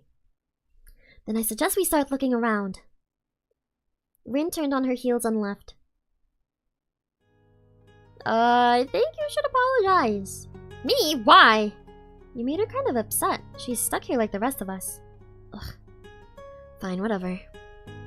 Mikhail walked after her, leaving Sev alone with a curious-looking Nini. Shall we take a look around together, little lady? Nini sprung up from her place and wrapped her little arms quickly around Sev. Whoa there, is something wrong? Mr. Sebastian, are you scared? Just call me Sev. I'm not that old, you know. And yeah, I am. Don't tell Mikhail, though. He might laugh at me. How can you be scared but still keep going? Because there's no other choice. When you're scared, do you want to run away? To curl up into a ball and cry? Yeah, I'm much weaker than you. No, I feel the same. You're a weak, scaredy cat too? Ouch. That's right. You know, true strength isn't not being scared. It's being scared but persevering. And you're persevering. You're strong. We'll get out of here. All 4 of us together. Thank you, Sevi. Sevi, that's a new one. Why do you go by Sev but not Seb, though? It sounds cooler? Maybe your full name is actually Sebastian? Now that would strike fear to the heart of my enemies. You have enemies? Oh no, it's just... Could they have brought us here? She's too pure. Maybe. Guess we better stay on our toes, huh? Sevi, Nico's your friend and not your enemy, right? Yeah, we've always been friends. Where did you two meet? Oh, that's easy.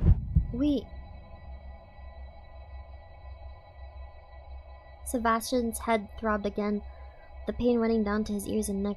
We met... Where was it again? Mikhail and I. Are you okay? I'm sorry. We met in school. Hey, Sev, Nini, come here. Is Mikhail not real? What is it? We searched the rest of the carriage, but all we found was this closed door. But when we turned back around, the door was open. The room was small and the inside was dark. There looked to be enough room for a single person to stand in there. You sure it's not a toilet? Why, you need to go? Not really. You wanna go together? Shut up and stop being weird. Hey, yo! As they bickered back and forth, Sev with a smile on his face and Mikhail with an angry blush, the screen turned on within the room. I'll take a look. Hey, wait! As soon as Sev stepped into the room, the door slid shut behind him and locked with a click. Ah, shit. He banged his fist against the door, no response. Pulled the handle, nothing. Then, it has to be this. My secret skill. He took a few steps back, quite literally 2 steps, considering the size of the room, and stared dead on at the door. You're done! Ah! We have art! That's so cute! Before running at the door at full speed. Guess that didn't work either. All it did was make his entire body ache. Let's take a look at the screen then, shall we? Looks like there's a question on there. What's your favorite food? What the hell? Is there some kind of pervert running this thing? Just want to use this chance to get to know me, huh? You start with an easy question and start asking me about where I live, what I'm wearing, all that kind of stuff. Fine, I'll play along. I'm gonna guess... marshmallows! If you were an animal, which would you be?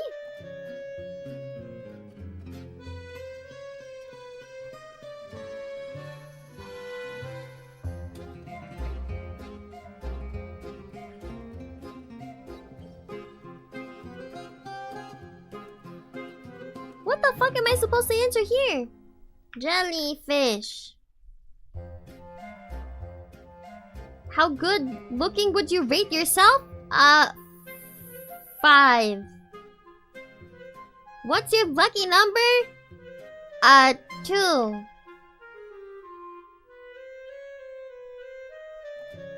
As Seb typed in his final answer, the screen went black and the door finally slid open. Enjoy, pervert. Light poured into the room, stinging his eyes. Phew. Are you okay? Did they do anything bad to you in there? Did they probe you? How does she know what the fuck probing is? I wonder if we're gonna have to remember those down the line. Hey, little girls should know about probing. I'm fine, I just gotta ask some questions. Where's Mika? Mikhail stood a distance away, looking out a window quietly. Did something happen? Rin looked away, unsure what to say. Look there. Nini pointed to the wall where a panel had slid away to reveal a monitor. We had to answer questions about you! Oh god. Oh, so that's what happened. Well, lucky I went in then, huh? You had Mika, self-proclaimed Sebastian's stalker, to answer them for you. Actually, when the door first closed, I tried my special trick. Wanna know what that is? Every glass door I've owned, I've accidentally ran through. I thought maybe my ability to break doors would work here, but it was no good. Is everything alright? I couldn't answer a single one.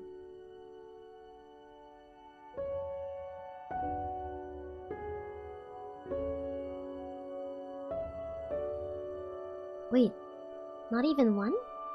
I mean, I guess I could understand if you messed up 1 or 2, but... No need to feel bad. This is stressful for all of us, right? Your brain's probably switched off or something. More than usual, that is. Where Mikhail would usually react to Seb's poorly timed joke, he looked away. I guess so. Let me... Mika, you go in. I'll handle the answers, okay? Seb looked up to the remaining time. 1 hour and 20 minutes remained. The carriage had already begun to sway and shake. Sure. The door shut behind Mikhail as he walked into the room. For some reason at that moment, his back seemed especially small and fragile. Are you worried about him, Sevi? He'll be alright, he always is. I have his back. He's lucky to have you. I'm lucky to have him. Here we go. He started answering the questions. Look. What's Mikhail's favorite color?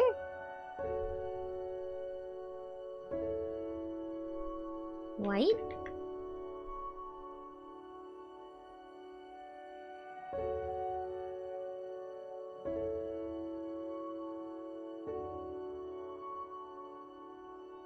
Where does Mikhail dream of visiting? Let's say France. How old is Mikhail? 22. What's Mikhail's middle name? I don't know. The color had drained out of Seb's face. It was as if the answers were there somewhere, rattling around in his brain, but he couldn't quite grasp them. Or they were never there in the first place? Hell, you and I might even be strangers, Seb. Oh, that was the thing Mika said earlier, right?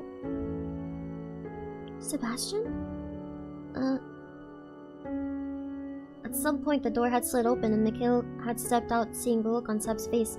He couldn't help but feel disappointed. It's like my memories are all fuzzy.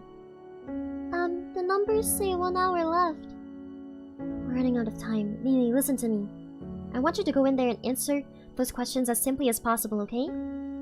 But what if I don't know how to spell something? You'll be okay. You're a smart girl. Just try your best. I can't ask any more of you than that. Okay. Can't they just yell? Like through the door? Surely it can't be fully soundproof, right? Before anyone could argue, Rin had already guided Nini to the room and the door had slid shut behind her. One by one, the questions started popping up on the screen. Rin considered each carefully, taking her time to answer each attentively. Minutes later, the door to the room slid open for the final time and Nini bounded out. Did I do okay? Rin smiled warmly, gently stroking her hair. You did fantastically. Look, the screen's changed. On it was a simple word, live. Live? I would say that's our code to continue. Sev, will you do the honor? Yeah. So Rin and Nini actually are sisters?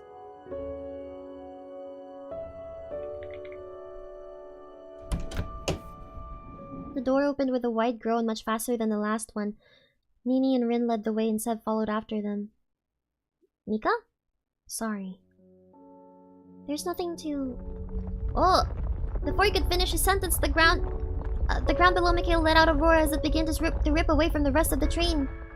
Mikhail!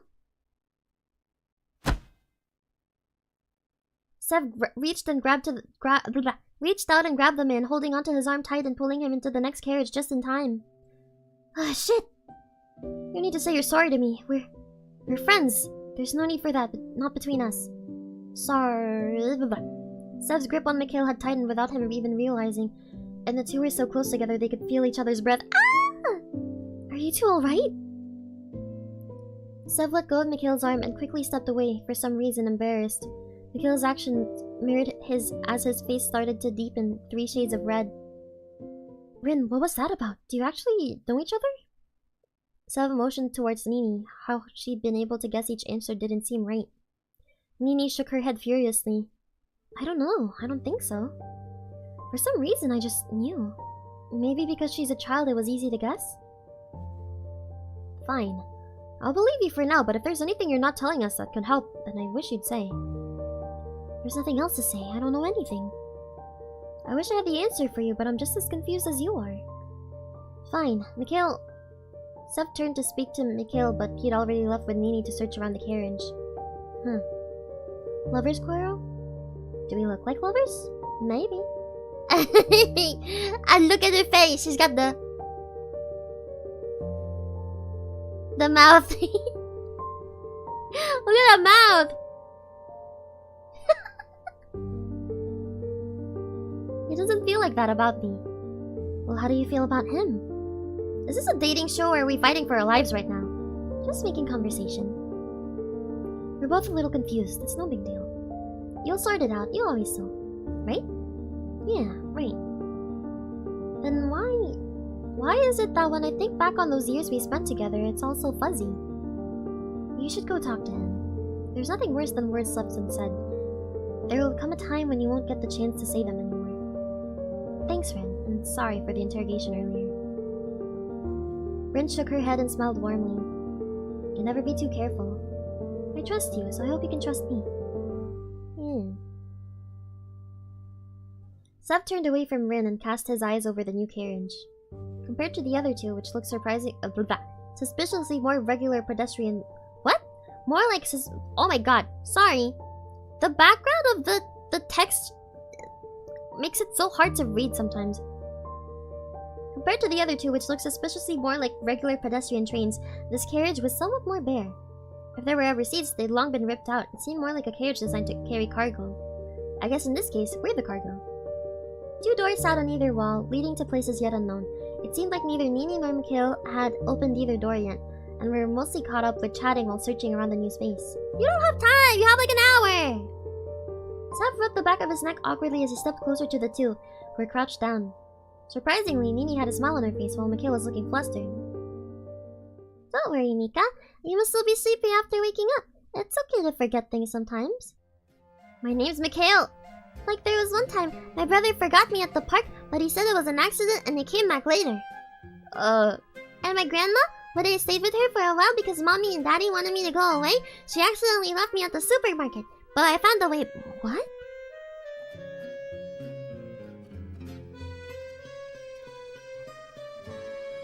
When mommy and daddy wanted her to go away?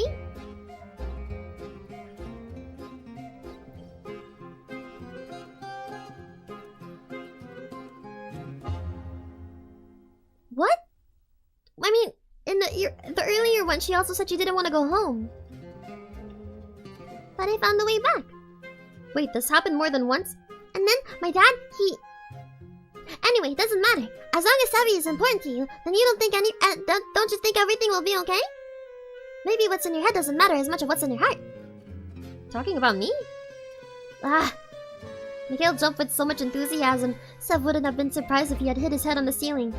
Now who's the stalker? I mean, it's a pretty small space, not many places I can go. Then you're an eavesdropper.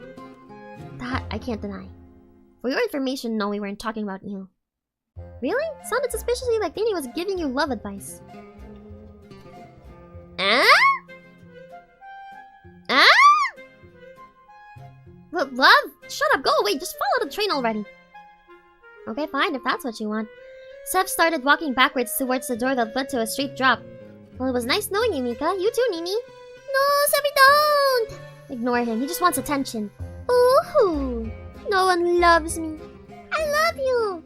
Oh, aren't you cute? Much cuter than Mika. That's not hard. My name's Mikhail. Mika. Mikhail. Mika? Mikhail! Michael. I'm gonna push you off the carriage myself. Fine, Mikhail. Somehow that sounds worse. Fine, now let's stick with Mika. Nini, can I ask you something? Mm-hmm. You said you remembered someone bringing you here, didn't you? Kind of. Can you tell me more? I don't really... It's, like their face was kind of blurry, then I fell asleep. It's strange you're the only person who remembers anything. Nini shook her head, expressing how confused she was about it herself. It's okay, though. What about Rin? Guessing all of your answers back there? Are you sure you've never met? I don't know. I don't remember her, but maybe?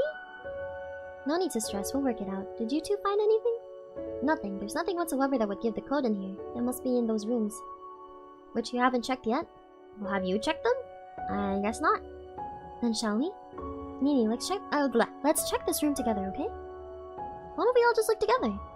Rin didn't answer. She simply winked back at Mikhail. Ah! Wait, where are we in the flowchart? Oh, we're almost done with that line. Nothing yet. You know when they split up in horror movies, people turn up dead? Don't scare Nini. Don't worry, I'm not scared. She opened the door, which seems to lead to some kind of cabin, before closing it behind the two of them. Wanna go check it out? Yeah. We don't have much time left. Sev and Mikhail both glanced up at the time. 40 minutes remained. We can't be far from the engine room now. You know the longest train in the world carried 682 cars? That is not helping. I'm just saying, we could be really far from the engine room. I got what you're saying, I'm telling you not to say it. Aye aye, Captain. But we're not on a ship. Shut up and get in here. Whoa! What the hell? They have these in trains? Us up. I gotta pee. Tingle break!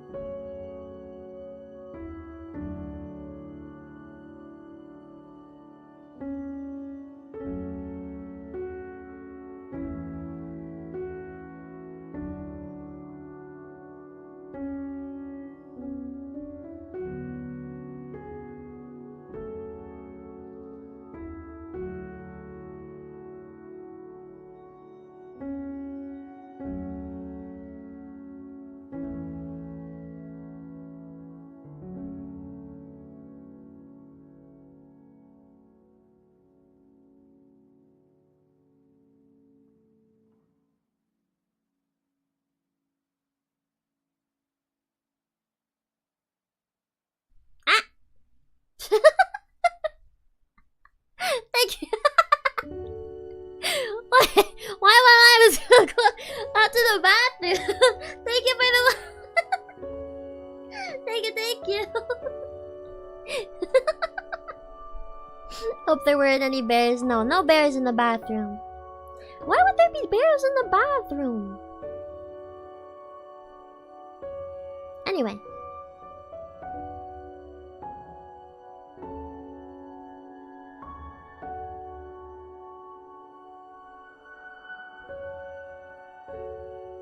Okay. Let me drink water first. My throat isn't doing great.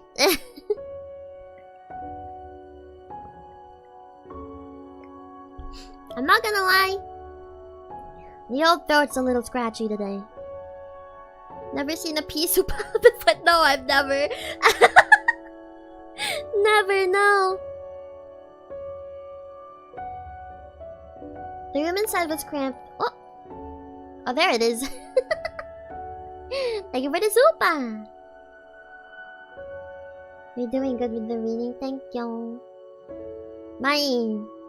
I think I've been yapping so much the past week that my throat's starting to give out a little bit. But, you know, I kind of want to keep going. It's only been like 2 hours.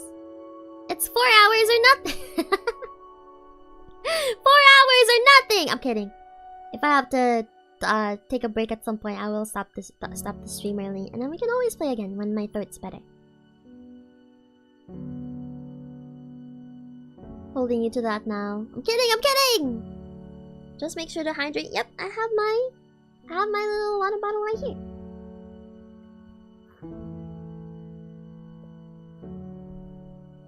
Okay. The room inside was cramped, as to be expected of such a small space, but immaculate. It seemed as if 2 men had stepped into another world when compared to the bleakness of the carriage just beyond the door. Fresh roses sat on the desk. Even from a distance, Mikhail could smell them. Not fake. I suppose we haven't been stuck here for too long at least. Mikhail let go of Sev after pulling him into the room and turned his back to the brown-haired man. There's gotta be something in here somewhere. There looks to be many things in here. Don't make me clarify. Obviously, I mean something useful. Well, I'm in here. You need to get your hearing checked. I didn't say something useless. Ouch. Hey, I know you love me, really. I do not. No need to deny it. You're literally the biggest asshole I've ever met. What a compliment. Which is strange because you're also the nicest person I've ever met. You're such a weirdo. Mikhail, do you promise you don't remember how we got here? I already told you. The last thing I remember, I think we were on the way to the cinema? That movie you wanted to see came out. The cinema, but... The last thing I remember... His head throb pounded desperately, trying to stop him from thinking. Weren't we going somewhere? On the way to the airport? Airport? I don't remember anything like that.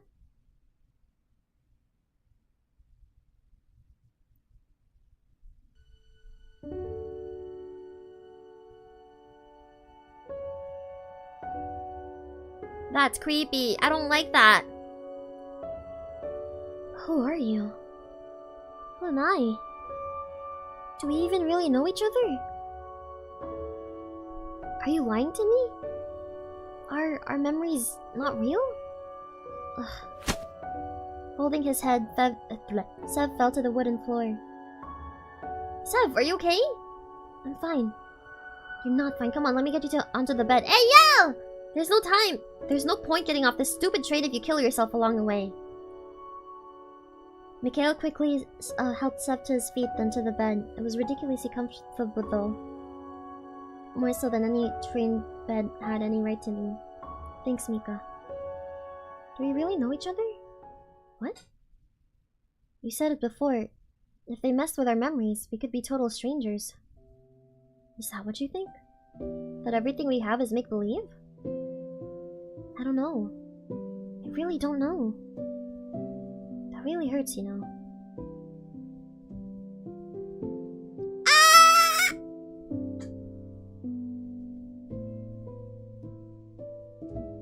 You're trying to tell me that every memory we have together is fake?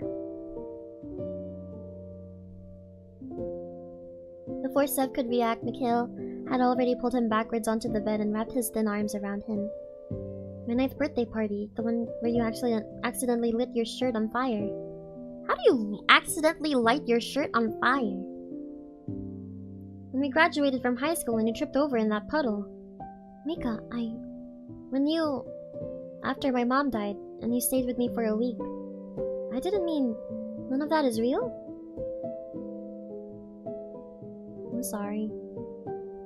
What did you say about there being no need for sorries between us? I don't want you to say sorry, I just want you to say you're wrong. Oh, Mika, I'm never wrong, Sebastian. Now I'm in trouble. I have to be wrong then. Because I don't want any of that to be fake, at all. But if I'm right and we really are two strangers, then doesn't matter? What? What was it Nini said to you? What's in your head doesn't matter as much as what's in your heart? Kinda cheesy, and I kinda want to die after hearing that said in my own voice, but she's a smart kid. Mika, even if we got out of here and found out we'd never met and that something with our memories isn't right, then I wouldn't care. Where are we? We're still here. We can just make new memories together, right? It's purple. Huh? My favorite color is purple. It's the color of his eyes!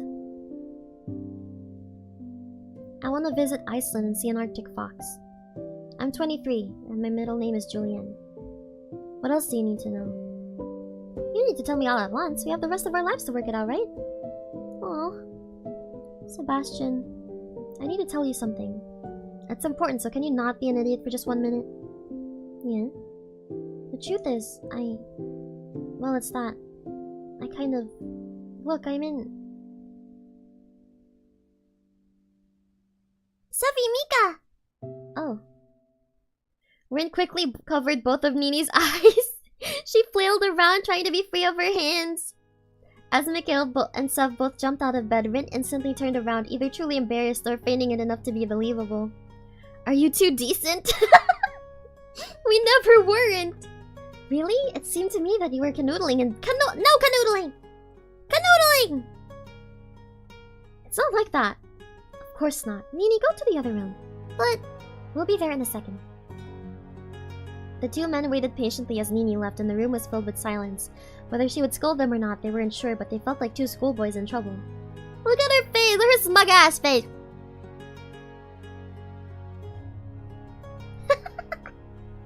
Sorry, I realize we don't have time to be wasting. What? I'm not upset. You're not? She shook her head and a gentle smile rose to her face. I'm happy to see the two of you, well, happy. Together. I've just been worried, you know? About what? It's hard to explain. But seeing the two of you fighting makes me feel upset, I guess. Come on, we found something in the other room. Rin left first, leaving Mikhail and Sev alone with only her words as company. She's actually really nice, isn't she? I'm not gonna lie, I thought she was about to put us both in our place.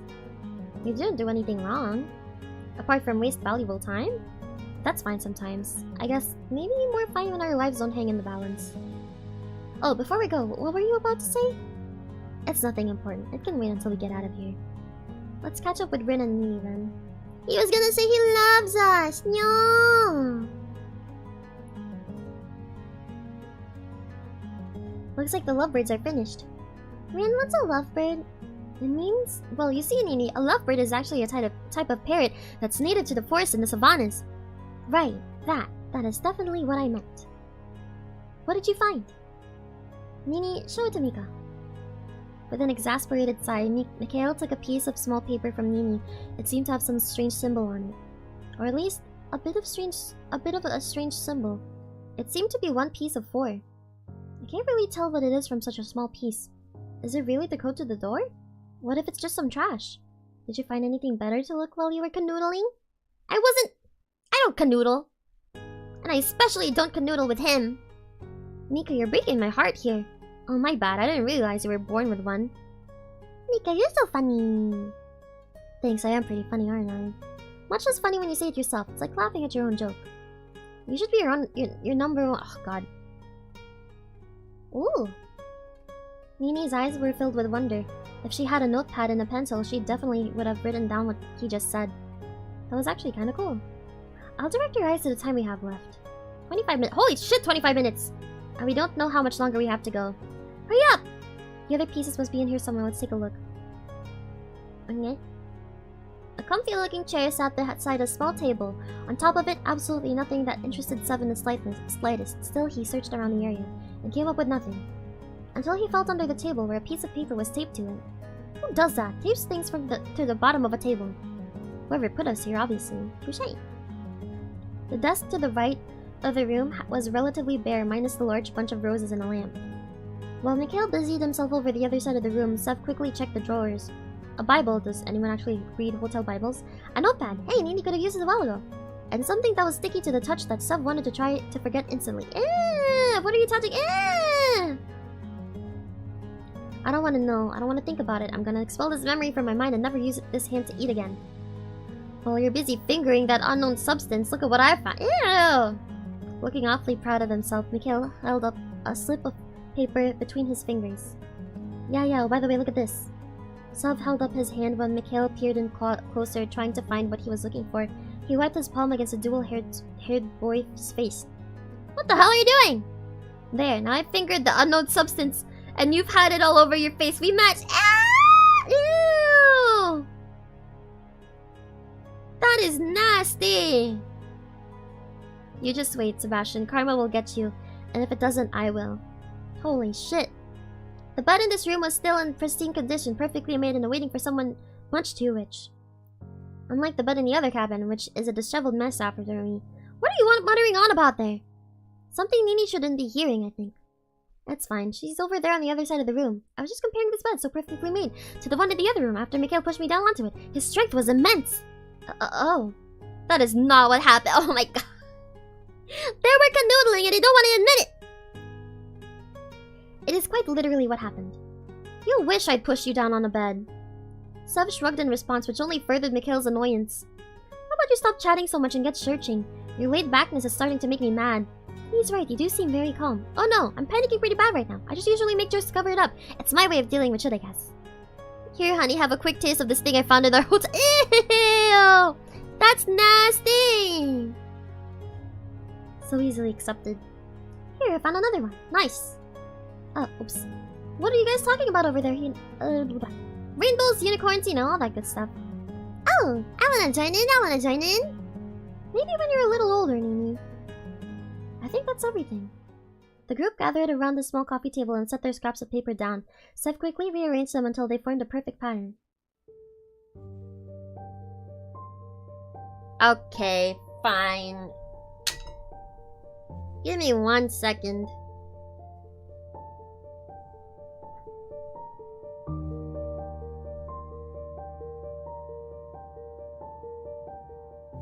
That is smart! That is smart! That is so smart! Well, not really. It kind of breaks the immersion of being in the game, but... Oh! Uh-oh. Hold on. The word is together.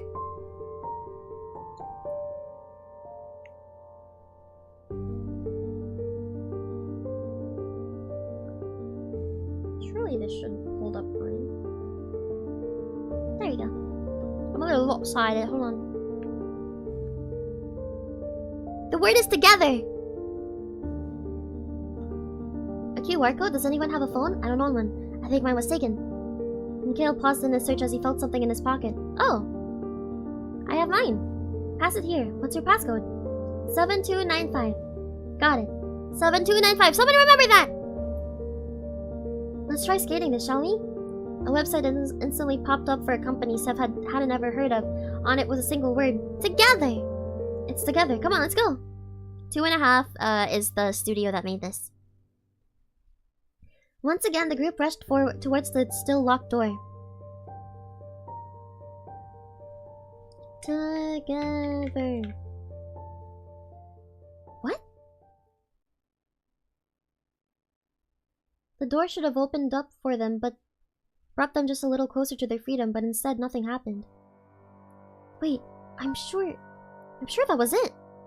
Something's wrong. At that moment, the light in their cabin flickered out before coming back a second later. Wait, where are we? Still there. A grating metallic sound came from the other side of the carriage. Ah! Look, a button. Weird. Why would this one need a button when the rest just all opened? Do you think this is the last door? They glanced up at the remaining time, 7 minutes 30 seconds. I hope so. Go wait at the door, I'll open it. Sev, I have a bad feeling about... Oh, they have to press it and then run to the door. Oh no.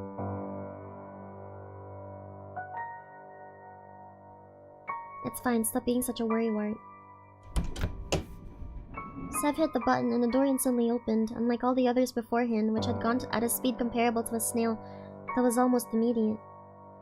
See? I told you so. I guess. The train shook back and forth, the groan becoming almost deafening. But as soon as Sev's...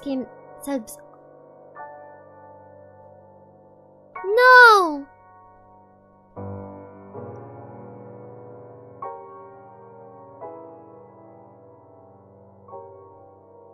But as soon as Sev's hand came off the button, it closed again.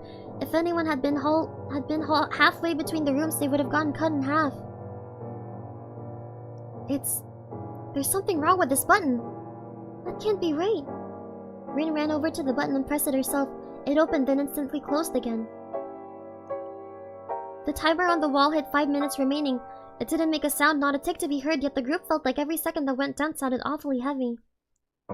It shouldn't be like this. The power shortage. It must have messed with the button when the lights... Oh no. Shit. Nini, come with me. We need to search the next room for now. For any way to stop this train. Nikhil, you come too. Nikhil frowned and shook his head. I'm not going anywhere without him. Fine, quickly, Nini. The two girls ran through the door to the room beyond. It's just the engine room. Is there any way to stop this thing? No, there's... All the controls are locked down. I think the door needs to be closed.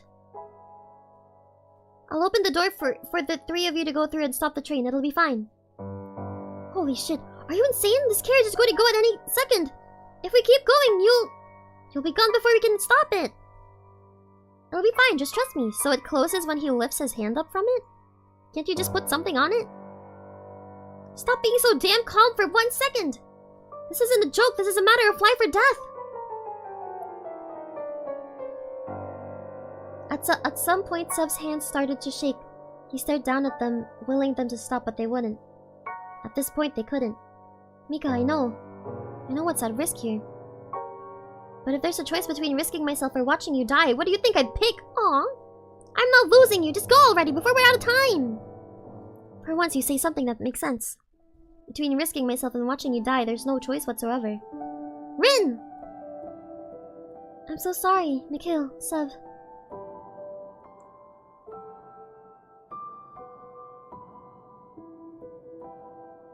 Nikhil rushed forward and grabbed Sev by the shoulder, catching him off guard enough to push him away and into Rin. He slammed his fist against the button while Rin dragged Sev towards the door. Wait, what are you doing? No! I can't, I'm sorry. I'm sorry for saying sorry again. No! Sev, in case we never see each other again, promise me you'll remember this. I'm actually really in love.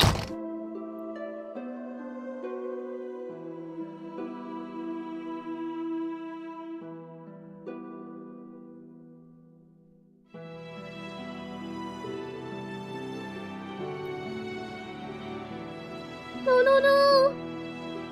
Sev slammed his fist against the door as hard as he could, so hard that the skin began to break and the metal was dyed red. Please, Mika. He sank to his knees, his fist never leaving the door. Quickly, Nini, start pressing buttons. Which ones? All of them! Why? Why did you? He really cared for you, you know that? Earlier, he made me promise that if anything happened to him, I would help you escape. You can't die, not here. Her last sentence was nothing more than a whisper. Warning, 10 seconds remain. No! Shit, which one is it? This one! As Nini's hand slammed down on the button, the speeding scenery outside the window began to slow. How the fuck did she know? 7 seconds. The swaying began to falter. 5 seconds. The screeching quietened. 2 seconds. The train finally halted in place. Congratulations, you have escaped. We did it! You need to open the door, Mika! I'm sorry, you didn't deserve this. The door to the previous carriage opened.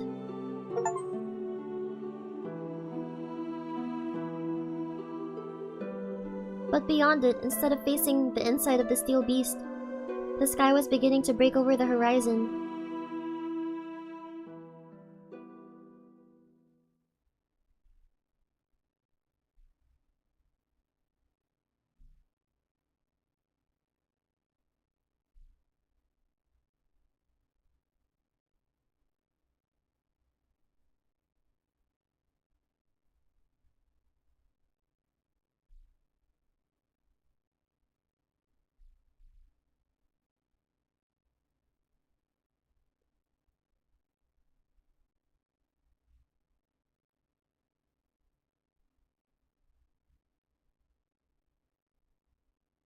No way!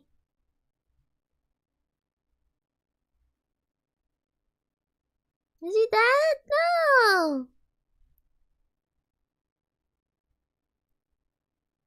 But at least we know Mika has his phone, right?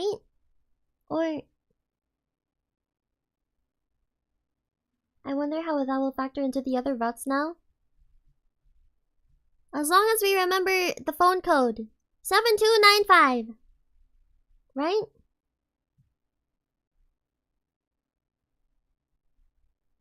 Damn. This game's a lot longer than I thought. Where'd my mouse go? Oh, what the fuck?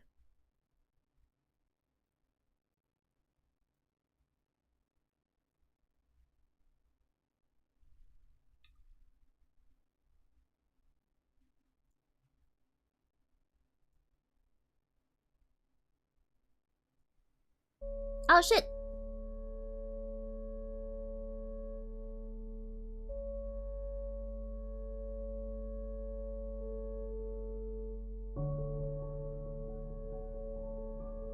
Well, we know who's missing, so let's at least... We got the boy snuggle, now it's time for the boy kiss. Exactly! My throat's kind of giving out. I wonder if that changes the scene at all. I don't think so. Because there's no loop anyway. We'll see. We'll do the who's missing part.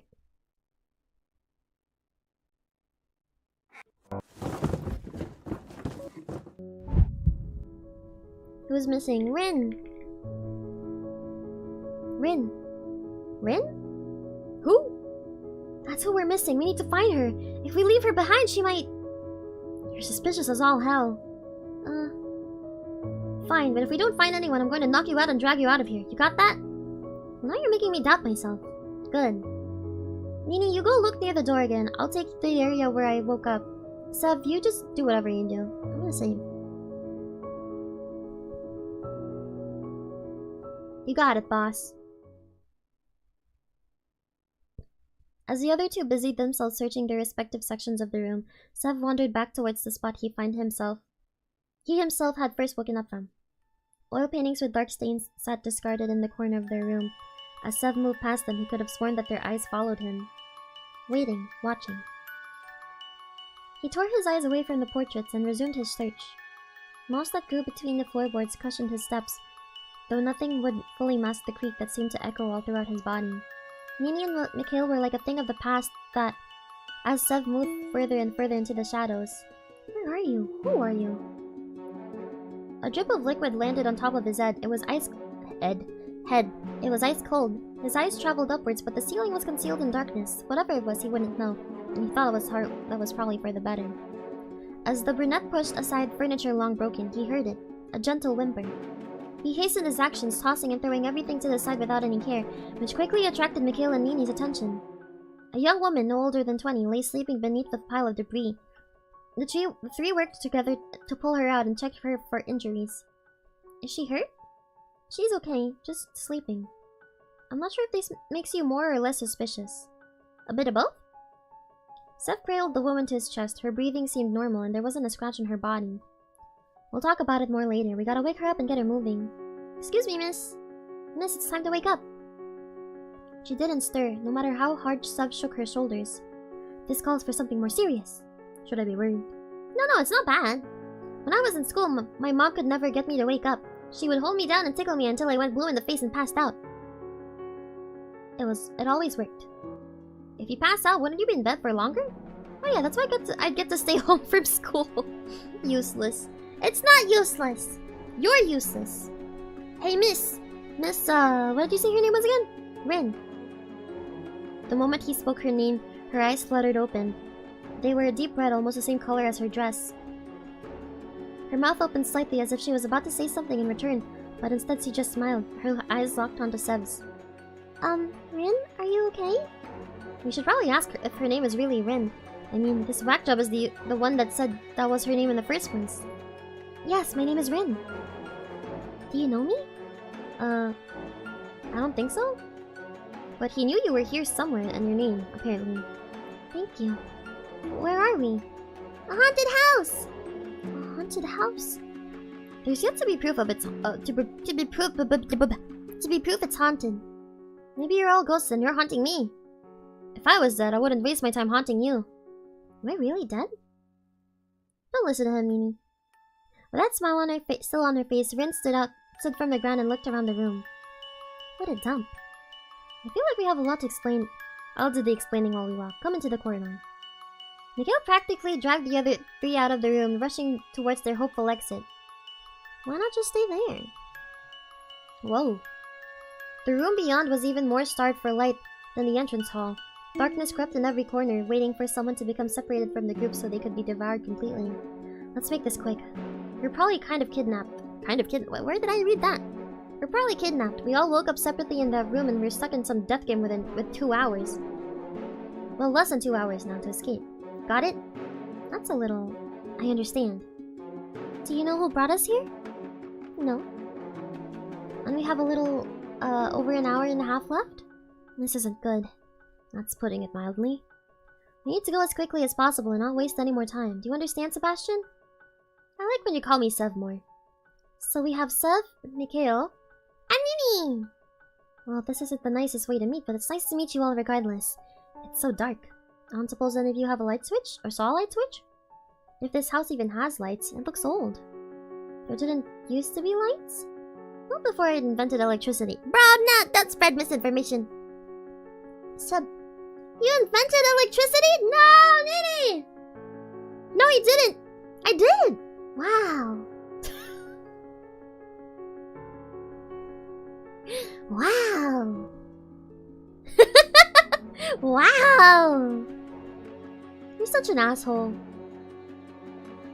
The further the group traveled, the more gloomy the lighting became, until it was almost pitch black.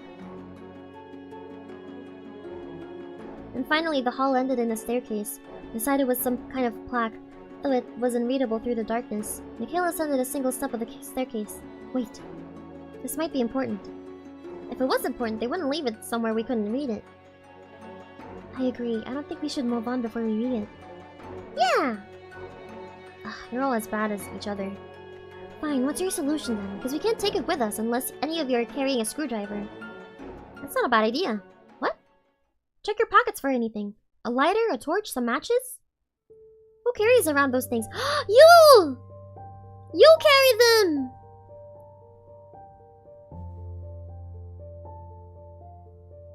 Despite saying that, he too began checking his various pockets. Nothing, I'm afraid. I don't have anything either. Slowly, Mikhail produced something from his pocket. What was that you said? Who carries around those things? A small box of matches. Shut up! I didn't put them there! Well, I certainly didn't do it. Oh, really? Seeing that their arguing might continue for a while yet, Ren took the matches from Mikhail and struck one against the box, creating a shallow yet warm light. This is too much light for a single match! If you two are finished, it says.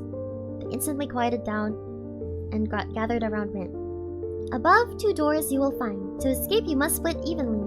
Choose not to, and your time remaining will halve. Luckily, we stopped to read that, huh? Yeah. The group, now all the wiser, ascended the staircase together. Rin led the way and Nini close behind her. So we're still technically here. Mikhail took up the third position while Seb was last. He turned around looking down the empty corridor. Hello! For some reason, the house seemed awfully lonely all of a sudden, like the group had brought a little bit of life back to it. But now that they were continuing onwards, it was double as empty but double as abandoned. Holy shit, I cannot talk anymore. Let's at least get to the next part of the flowchart. Let's at least get the first hallway out of the way. Inadvertently, Seb reached for his chest where his heart sat and felt empty too. Ah, look at them. They're so cute. It happened before Seb could even realize what he was doing. Whether he'd slipped or stumbled or his step had broken, he didn't know. All he knew was that Mikhail was walking a few steps ahead of him moments before, and now he was caught safely in his arms, hugged close to that empty spot in his heart, which suddenly felt bursting with life. Yeah! Shit, thanks. Sorry. I think I tripped on something. For once, Seb found himself dumbstruck in such a way he didn't have a single thing to say. Not even a joke. It's no problem. Oh, he's plushies! Oh! Seb? Memories!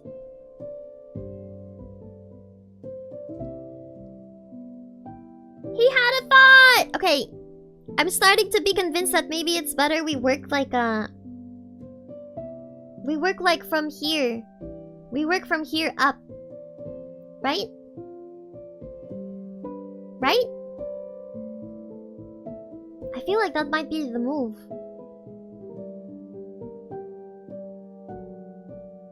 Perchance. Well, we'll see the end of this one at least. You and me. Hello, Earth to Seb, Sebastian. We know each other, don't we? Did I hit you in the head when you caught me? My bad. Seb, Mika, are you two okay? Seb's heart beat loudly in his chest to the same rhythm as his head began to throb. No, my head's... well, not exactly fine, but you didn't... I'm sure we know each other. Did you fall? You have to be careful in the dark. Let me go already. Jeez, you're starting to embarrass me with how much you're staring. Reluctantly, Seb finally let Mikhail go, and the two rushed up to the staircase to meet with Rin and Nini, who were peering down at them in worry. I'm glad you're both okay.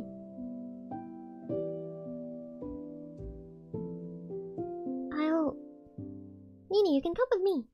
Really? Yay! Wait a second. Is there a problem? Well, I guess not. Good. Then we're all sorted. I'm sure we'll be back together soon enough. Make sure you two behave. Behave. Yes, ma'am. No need to worry. I'm always on my best behavior. The two girls took the doors to the right. It didn't shut behind them if they wanted. Oh, if they wanted, they could have followed after them. Instead, they turned to the door on the left. The atmosphere between the two men had turned slightly awkward. Guess we're taking this door. So. Guess so. He made no move to enter. Unless there's something you wanted to say to me? Something to explain that picture in my head? You calling out my name, clinging on to me? Where did that come from? What? I don't have anything to say. Just hurry up. He turned his back on Seb and crossed into the room. Guess not.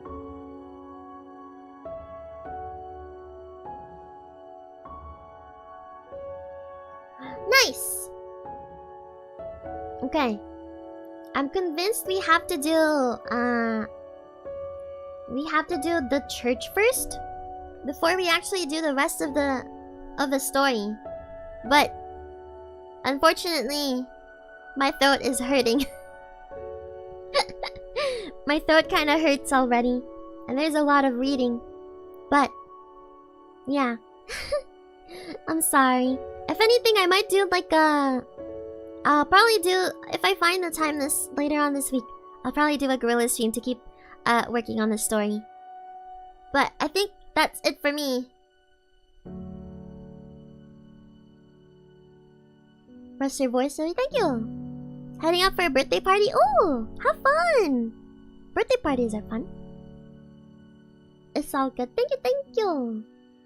Okay. I don't really know what I'm gonna do. I think, well, I do know what I'm gonna do. I actually...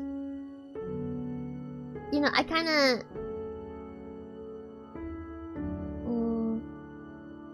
I should probably...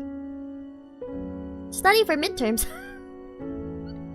That's probably ideal. So I think I'm gonna go work on that.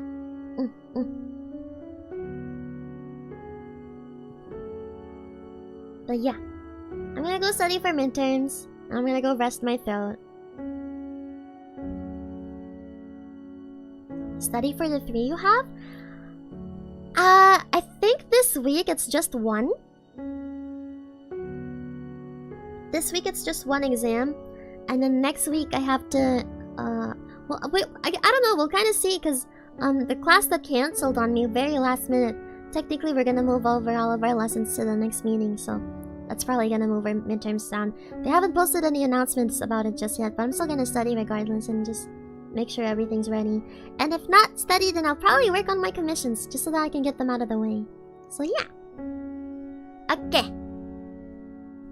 I'm gonna keep this background music up for a little bit. Who can I read into?